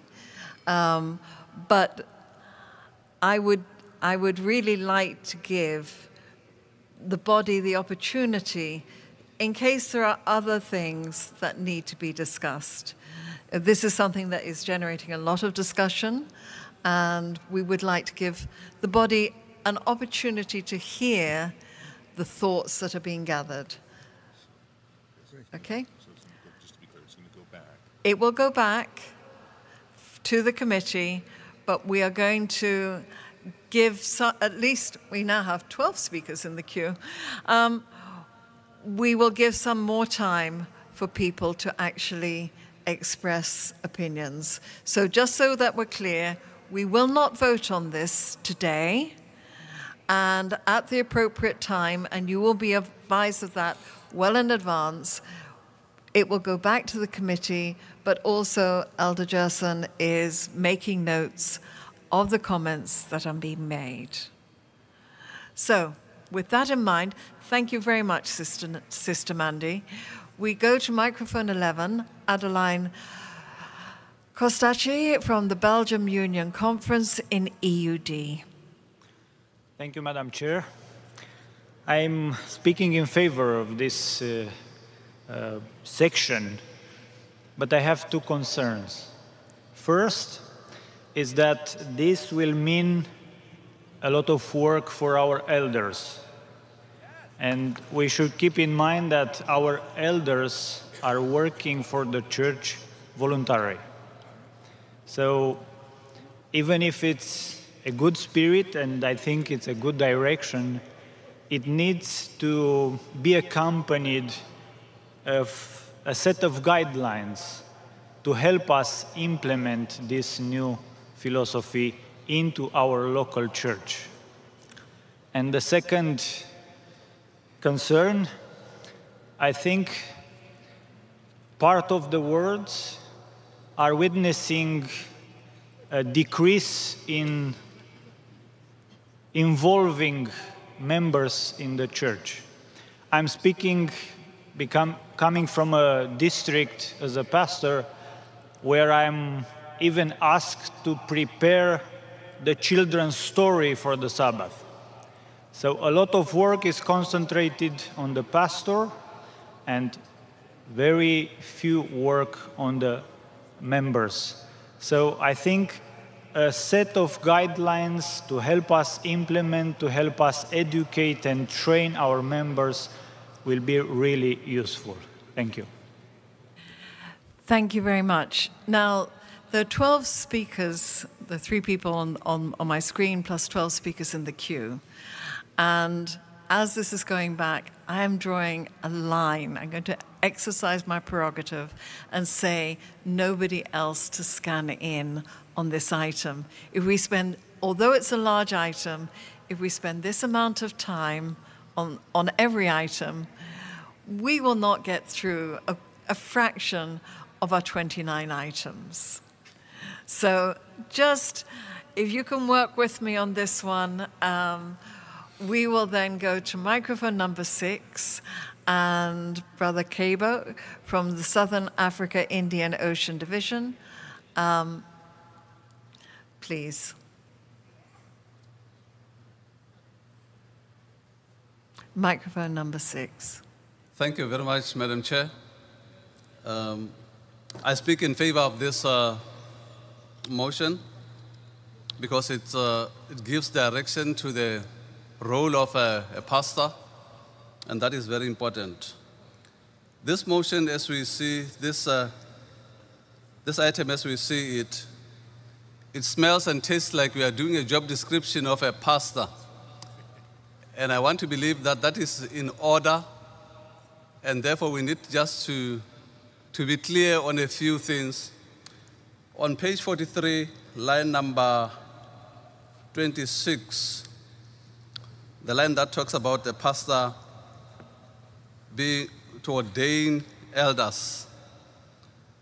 I was just wondering whether we could be inclusive and cognizant of the fact that we do have pastors who may not be able to ordain pastors, to ordain elders, licensed pastors and commissioned pastors, and therefore maybe we could come up with a language that would be more inclusive so that these licensed and commissioned pastors are also part of that statement.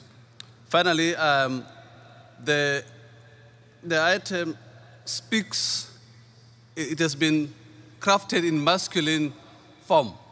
And we can see that in line 39, we do have there, he is supposed to. I'm not too sure if it was intentional or we could make it inclusive of the other gender, or maybe add a note to show that this he is generic or something. Otherwise, thank you very much. I appreciate. Thank you very much. And we go to microphone number 12, Ruth Andres from the French-Italian-Swiss Conference in EUD. Thank you, Madam Chair. I'm coming to speak about the equipment and training that the elders and other spiritual leaders have to receive from the pastor. I am an elder in my church. It's not easy work to see the pastor to lead with 3 churches. For example, in our church, our pastor has 3 churches. And I see in Ephesians 4:11-13 that there's altogether apostles, prophets, evangelists, pastors, and teachers, all together will be working to keeping the saints. Why we have to give all this work only to the pastor? In our Swiss-French conference, we started working as a team with Collonges, and there is a program that has been on place last quarter, so we can get formed with Collonges and at the same time with the conference. And we can think that the pastor can be helped with other organizations and institutions to be able to equip the team and at the same time don't to be charged of this work more than there is already. So I think we can add that there is other ways to help pastors to have a real team with all the the tools that there are need for this function. Thank you very much, Sister Ruth. You're now out of time. Thank you. And so we turn to microphone 2 and Bradley Kemp from SPD. Thanks, Madam Chairperson. The amendment, or not the new article starts by saying Seventh-day Adventist ministers bear the God-given responsibility of proclaiming the everlasting gospel. Now, as I read this, it doesn't differentiate between ordained, licensed, interned ministers. So we're talking about the ministry. And I want to refer to a point that was made by an earlier speaker on line 26. My question goes to the Associate Secretary. I believe that elsewhere in the policy where it talks about who can ordain elders, that this is something that only the ordained pastor can do. So if this is the case, we need to amend this particular item and take out ordained elders if it is to relate to all ministers, so that we have agreement between the two sections in the church manual. So firstly, if you can advise on that part. If your advice is that it's ordained ministers that ordain elders, then we need to amend this particular piece. Elder Santos. Thank you, Madam Chair. I'm really appreciating the comments, and as you said, I'm taking notes. I'm running out of space here, but we will find more pages to write it down. Some excellent suggestions, and since this item is going back to the committee, we're going to have opportunity to review it. So thank you very much for your contribution. Good points. So Madam Chair, we don't want to take an amendment now. You're saying you'll take this back and this item will be brought back to the floor. Is that correct? Yes, this item is going back to the committee and it will come back to the floor. All right, thank you. And now we go to microphone number 5, Victor Sin from the Southern Asia Division. Thank you, Madam Chair. I had actually a point of order and as well as a motion, but since this is already going back, ma'am, I request that on the screen, when the motion is being presented, the page number and the line numbers are mentioned so that there is no confusion that that which is being presented is dicto of that which was mentioned in the agenda. The line numbers and the page numbers should be on the screen exactly matching that which has been presented in the agenda, so there is no confusion and there is no misunderstanding. Thank you very much. And now the motion that I wanted to bring... I think you've... Okay, continue. I wanted to refer to, Madam, page number 45. I wish it could be brought on the screen, page number 45, line 26, 27, and 28. While I appreciate the motion to bring in items, I would wanted an amendment that which is being struck off should not be struck off. You see, there is a direct quote from Testimonies to Ministers and Gospel Workers. It's a very straightforward quote, and I understand sometimes we want to water down or tone down our language, and it very clearly says, "Man appointed of God have been chosen to watch with jealous care and with vigilant perseverance that the church may not be overthrown by the evil devices of Satan, but that she shall stand in the world to promote the glory of God among men." I do not see a reason why this should be struck off, Madam. It is from a spirit of prophecy, equally inspired. While the amendment is good and fine, striking off is what I request should not be done. Thank you, Madam Chair. Thank you very much. That will be noted when it goes back to the committee. We have a point of order, Christopher Wallace Anderson, Southern Asia Pacific Division, on microphone number 8. Thank you, Madam. Thank you, Madam Chair. Just a question in regards to referring this back to the committee. Should that be voted up or down? It seems it's been mentioned twice that it will go back to the committee, but I don't know that we have voted that to be the case. Thank you very much. The rules of order do actually give discretion to the chair to refer it back. It can be voted, but given the amount of discussion that there has been on this point, I've exercised my discretion to refer it back. But thank you, Chris. I really do appreciate it. And we go to microphone number 1, Kaylee Van Schaltwyk, Western Australia Conference, SPD. Thank you, Madam Chair, for giving me the floor. And although the section will be going back to the Church Manual Committee, I just wanted to propose an amendment to include the wording deacon/deaconess on line 11 on page 44. A deaconess's role is equally as important as that of the deacons, and although their role can look different to deacons, they should be afforded the same level of support and development in their service. I believe the omission of the deaconess risks forfeiting the responsibility of ministers to provide appropriate mentoring, encouragement, and education to the deaconesses of the church. Thank you. Thank you very much. That will be taken to the committee. I would just like to remind you that we drew a line under the number of speakers. Some are scanning in and they are being deleted. You will have an opportunity. So we are not trying to limit debate. We are not trying to stop you having input, but we also need to keep this moving.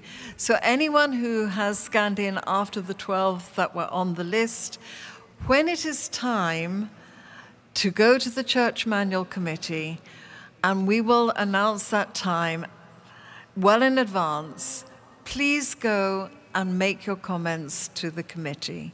So we are trying to give as much room to the body to make comments, to hear each other, but at the same time, we need to keep this moving and we need to move on to some other points.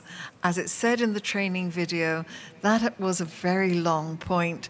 This has been a long point, and we do have another 28 points to get through on the church manual agenda. And so microphone number 2, Natasha Brown-Elaine from the Tobago Conference in IAD. Good morning, and thank you, Madam Chair. I wish to make a quotation before my suggestion for consideration in the amendment of the motion. Reading from Ellen White, Adventist Home. The minister's duty lie around him, nigh and afar off, but his first duty is to his children. To a large degree, the happiness of men and women and the success of the church depend on home influence. A similar quotation can be found in other books such as Mind, Character, and Personality. The proposed suggestion is therefore raised to add at an appropriate place to the motion or after line 32 in an effort to be comprehensive as follows. A minister's duty is all-encompassing and therefore reaches beyond his responsibility to the church. The minister's home is his first mission field. A minister should conduct the affairs of his household with spiritual diligence so that his family circle lives as an example to the believers and non-believers alike. A minister shall also be diligent in efforts to encourage his relatives and neighbors to build a relationship with Christ. Madam Chair, this is a suggestion for amendment to the motion. I thank you. Thank you very much, and the Church Manual Committee will consider that. We now turn to microphone number 1, Laurie William from the Bougainville Mission in SPD. Thank you, Madam Chair. Madam Chair, while I'm in favor of the motion, my comment is around the language on the function and ministry of pastors ordained versus that of minister in particular does not distinguish the role of a pastor, so far as who conducts baptism. It may allow ambiguity for ministers, which includes category of women who are not ordained to conduct baptism. In context, the recent baptism conducted by women ministers at EHM. My intent is not to stir up controversy, rather to ensure clarity in language to preserve the distinction between the levels of ministries. Thank you. Thank you very much. And on microphone number 8, we have Serafina Sikwata from the East Central Africa Division. Thank you, Madam Chair. My concern will just be around the language also. So on the roles of the pastoral work, could we not be so prescriptive such that in the language it seems to give an impression that will allow elders to ordain fellow elders? As from the first paragraph where we are describing the roles of the pastoral, we are saying that they can ordain elders. And then now we are saying that we are giving room for them to, let me just read this line 26 on page 43. They are to encourage and exhort the believers, rebuke sinners, ordain elders, uphold the truth, and take a firm stance. So these are the roles of the pastoral ministers, but we are saying that they should constantly be looking for and training those they think could help them in their work. So maybe that language, we could be guided by the parliamentarian if it could allude to the fact that we were allowing elders to also ordain their fellow elders. Thank you. Thank you. That's not the parliamentarian's area. He has many areas, but that's not one of them, but it will be considered when it goes back to the committee. And so we thank you very much, Sister Savina. And on microphone 11, Deborah Thomas-Gilkes from Bermuda Conference, NAD. Thank you, Madam Chair.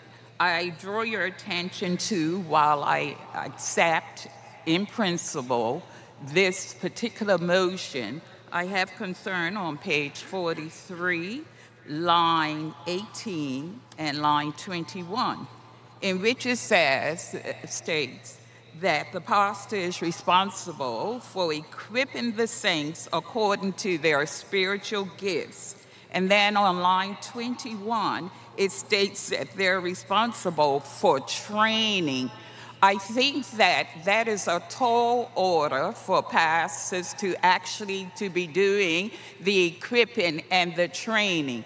Rather, they should be ensuring that their members are equipped and trained. And they do this by ensuring that the necessary resources are available for this to happen. If not, you're calling your pastors and stating that they have the skill sets to do all the training, and there are various areas in which members ought to be trained. You're also calling them to conduct the spiritual gifts inventory for their membership. I think we have to be very mindful of the additional responsibilities that we are calling our pastors to do. So I'm suggesting that we insert the word that they should ensure the equipping, they should ensure the training, but not them actually being responsible for the actual equipping and training. Thank you very much, Sister Deborah. And now we go to microphone number 1, and Sister Ingrid from the Netherlands Union Conference of Churches in the TED.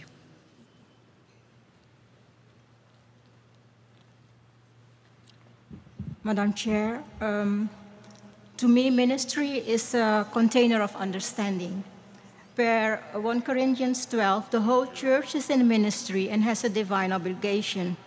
While I understand that the rationale for uplifting the position of the ordained pastor, they carry a great burden and solemn responsibility, my motion is not, or my suggestion is not to erase the current 2 paragraphs, but to have this amendment broaden this chapter to make ministry an obligation of the whole church to lessen the burden of the pastors.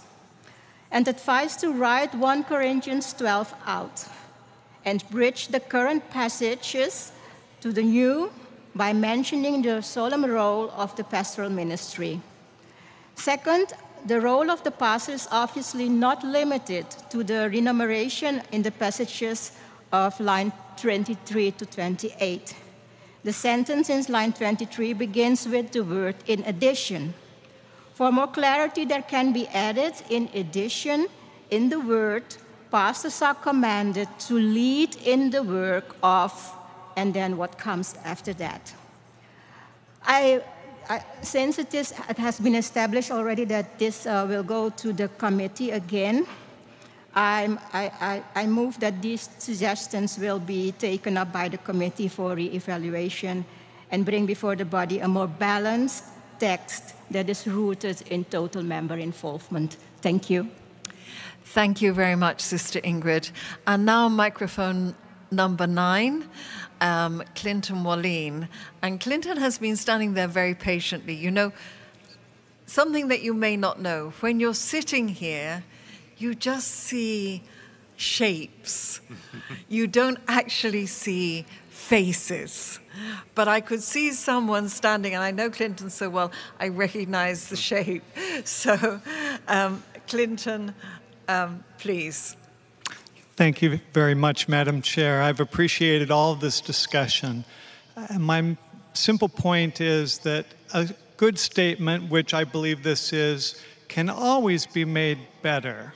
And I'm wondering if, in the interests of clarity, we could simply vote this statement, and then any suggestions that the Church Manual Committee may have additionally could then be brought back after their meeting. And if that would be acceptable, I would like to move the previous question. It's not. We've already agreed that it's going back, and it's not normal process that we vote something and then bring it back for amendment. Our whole discussion has been based on the fact that it's going back, and that would not be fair to other people. May I just suggest that, as I said, for a point of clarity, and I respect very much what the process has suggested. I'm not going to oppose that, but in my opinion, if this good statement would be voted, then we would be able to see the amendments more clearly when it's brought back. If, on the other hand, we simply take the statement, which we've studied over quite a process of time, and look at a new statement, I'm not sure it'll be as clear. Thank you. Elder Gerson would like to just make a comment. Thank you for the opportunity. I agree in part with the previous speaker, and my concern is exactly the same, that we spend a lot of time, and it's important to discuss, but if we never vote it, we will never have it. So since it's going back to the committee, with our limited time during the committee, we'll try to make some adjustments and bring it back to the floor. If the delegates decide to approve, it doesn't mean that this is final. I mean, all additional suggestions can be considered later on, but based on something that we already accept. Having said that, the reason I'm stating this and repeating, because remember, we brought this in 2022, went back to the committee, never made it back here to the floor, and I hope this wouldn't happen this time again. So I believe it's clear, my comments.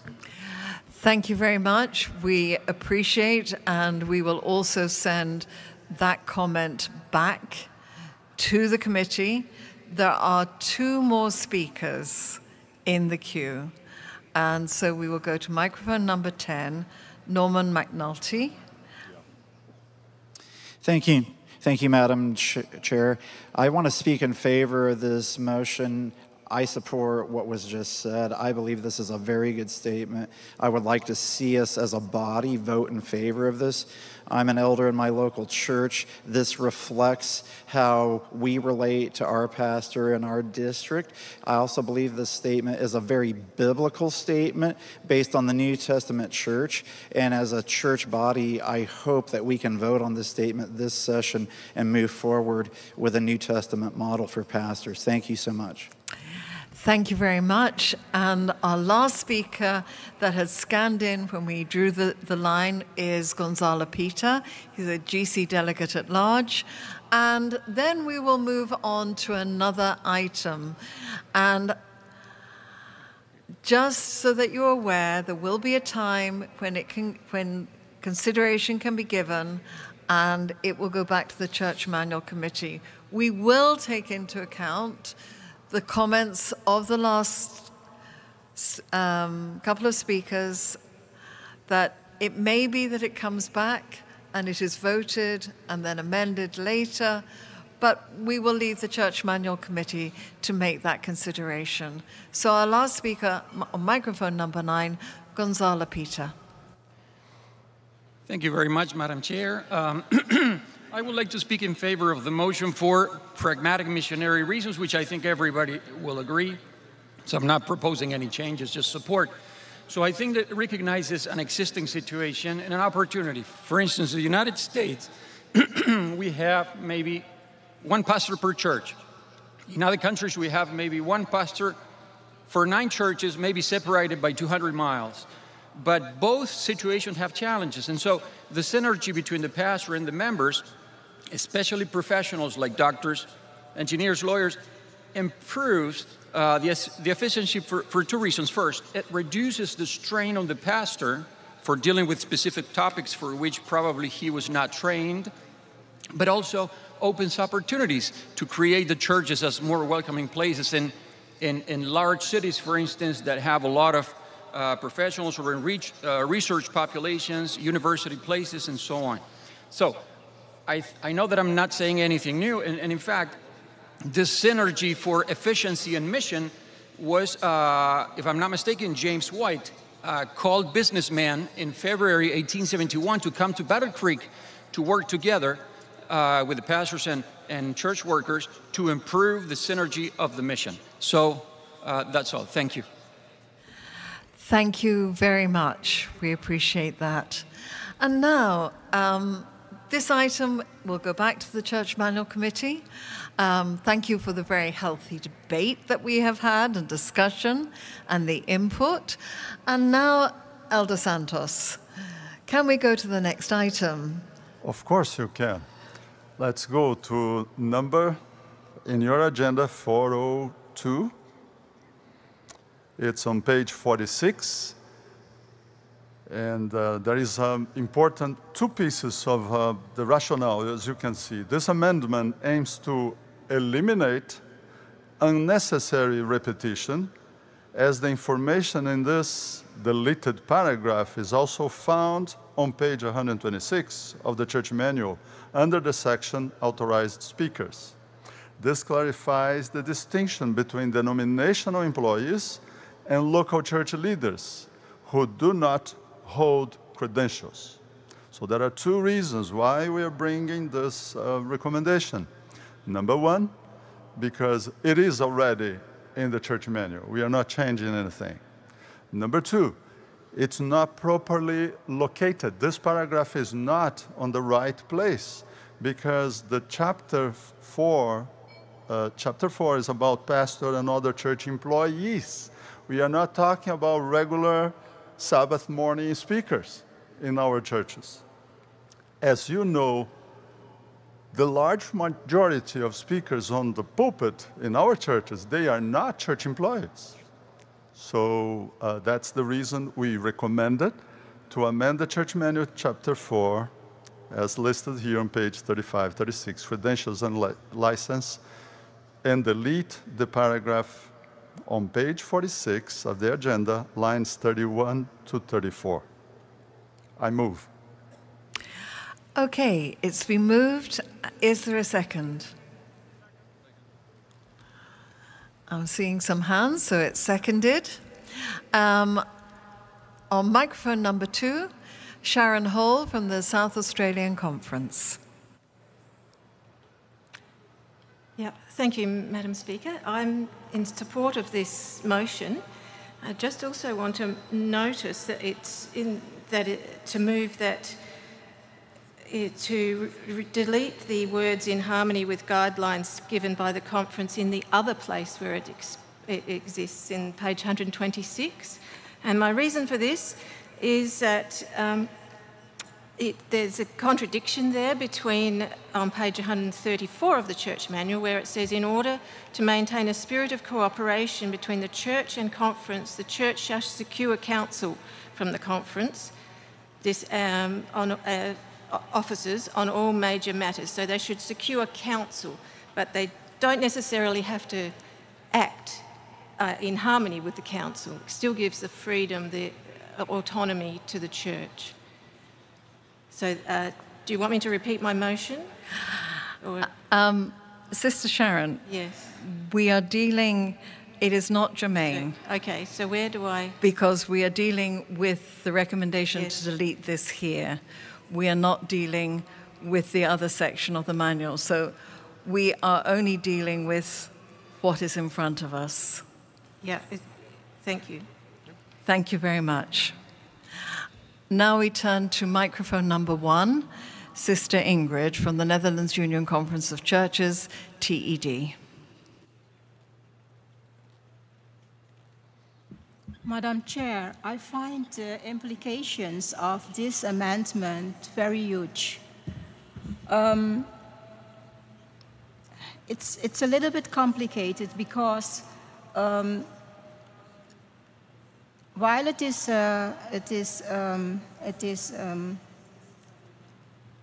good, I think it's advisable to strike it here because the passage is also on pages 126 and 127. I think the angle of approach in both passages is different, and I would advise not to strike this here, but to add on the other page the following. And I think you will say, well, we are not on that page yet, but the passages are almost the same. I think what is huge in this passage is that the word in harmony with guidelines of the conference, it has a big implication because in harmony is a legal term, and guidelines of the conference that has broad and general application for all the churches in the conference. I think it cannot be unilaterally issued by the conference executive committee alone, but general application mandates that such a guideline be discussed in conference session, because in harmony is a very strong legal term, and churches have the discretionary authority. Thank you, Sister Ingrid. You're out of time. We are just discussing this deletion. We are not discussing anything on pages 126 and 27. Thank you very much. Your point is well taken. And now we go to microphone number 5, Passmore Mulalembo from the Southern Africa India Ocean Division. Thank you very much, Madam Chair. If I hear the presentation of this item, the challenge seemed to be that the placement and not the wording or the intent. Therefore, in my view, probably instead of suggesting to strike, would be to do an editorial to place it where it's supposed to be, because the statement is so clear, it helps us. One of the blessings that we need to make in a church manual is to avoid ambiguity or too much interpretation. And therefore, the statement is very clear, very straightforward. It addresses the intent. Therefore, I suggest that, if possible, we just move it from here to where it's supposed to be, as submitted by the presenter. I thank you. Thank you very much. I just turn to Elder Gerson for clarification. Thank you, Madam Chair. This is very simple, but even though it could be complicated, as if we don't follow the reason we are presenting. As the previous speaker mentioned, we should avoid having duplications. Otherwise, we're going to have a church manual that will look like the working policy with about 900 pages. We don't want to that, because this will be even harder for us to apply in the local church. Number two, a wrong interpretation of this paragraph in the section where it is located right now, along with the employees and ordained or commissioned pastors, has given the impression that for you to have on Sabbath morning or even in a prayer meeting, a midweek prayer meeting, you need to have a speaker with a credential. And this is not the intent. So talking about the worship time, the use of the pulpit, and preaching the word, the person needs to have recommendations, but not a denominational credential. We don't need to employ or give a credential, a denominational credential, to all the speakers in all the pulpits of our over 100,000 churches around the world. So it is to clarify, avoid confusion, and avoid duplications. So, Madam Chair, I think this is necessary. So this is why the Church Manual Committee recommended this action. Thank you very much. We have a point of order, Seth Ruruba, on microphone number 9. Madam Chair, perhaps not necessarily a point of order, but I'd like to appeal. This is a sacred duty that we're here, and I do understand that we are coming towards lunchtime, but let us show respect to the chair. Let us sit through, get this motion sorted out before we can go for lunch. Thank you. Thank you very much. The chair appreciates your support. And now we go to microphone number 11, Stephen Sepp from the Austrian Union of Churches Conference in EUD. Madam Chair, I call the previous question. I move. Thank you. Stephen has called the previous question. We've done this before this morning. It requires a 2/3 majority. Debate stops. We will use our cards. If you're in favor of stopping discussion on this, you vote yes. If you want to continue discussion on this, and at the moment there are 3 people in the queue, you vote no. So, we will use our cards. All those in favor of stopping discussion, please show by your upraised cards, and we need 2/3 majority. Thank you. Those opposed? It's carried. So now we go to the vote on the main motion. And we again will use our cards. And it's just a simple majority this time.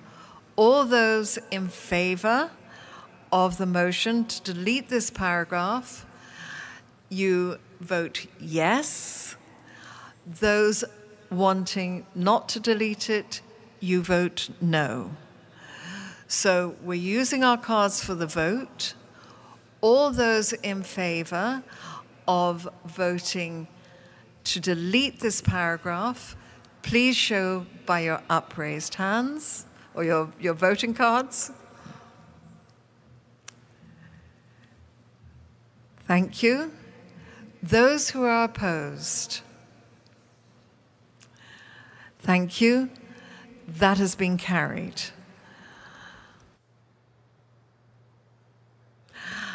Okay. The good news is that we are just about finished for this morning. I would like to ask Mariana de Rood, who is the Norwegian Conference Secretary, to move to microphone number 2 to say the prayer for the end of our session. But I would, while she is doing that, I turn to our Secretary, Claude Rishley, after the point of order on microphone number 8. Yes, I would like to reiterate. There's a point of order on microphone number 8. Sorry, Serafina. Thank you. My sister Serafina on microphone 8. Thank you, Madam Chair. My point of order is just a concern around the meals.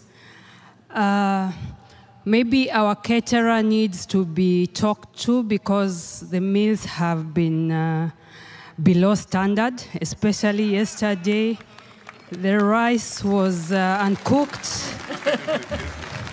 So just a point of order that our meals need to be improved. Thank you. God bless. Thank you, Sister Serafina. We will pass that on to the appropriate people.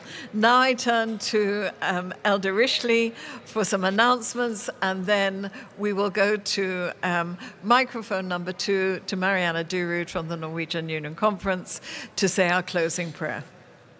Thank you, Madam Chair. The announcement is that for ladies, please note that tomorrow at the Americas Center Ballroom on the 2nd level, there will be a series of meetings that will start at 9:30 to 11:30, that are organized by the Women's Ministries Department. In the morning, 9:30 to 11:30, and in the afternoon from 2 o'clock to 4 o'clock. And these meetings will go from tomorrow, July 7, until July 10. Thank you very much, Elder Rishley. Shall we stand for our closing? De Rood, Secretary of the Norwegian Union, will have that for us. Let's pray. Dear Lord in heaven, we just want to take this opportunity to praise you for the fact that you are God, that you are almighty, and that you have and give us all the hope in the world and in this universe. I thank you for the church. I thank you for this fellowship. And I pray for forgiveness, Lord, when we fight each other on the minor issues, when we should be uplifting our eyes on the major issues. Lord, help us to have a sound mind with your Holy Spirit. Help us to have focus on the right details. And Lord, thank you so much for guiding our church in each and every way and with your Holy Spirit. May you be with us as we part for now and give us a good meal that we can enjoy fellowship on top of eating with each other. Lord, thank you for being God in this church, for being the one that blesses us with everything. And I pray for your forgiveness when we do take your job description, because you're the only one that has that job description of being God. Lord, thank you for the fact that we can come here together. And I pray that you will just uplift our spirits. Help us to see you above everything.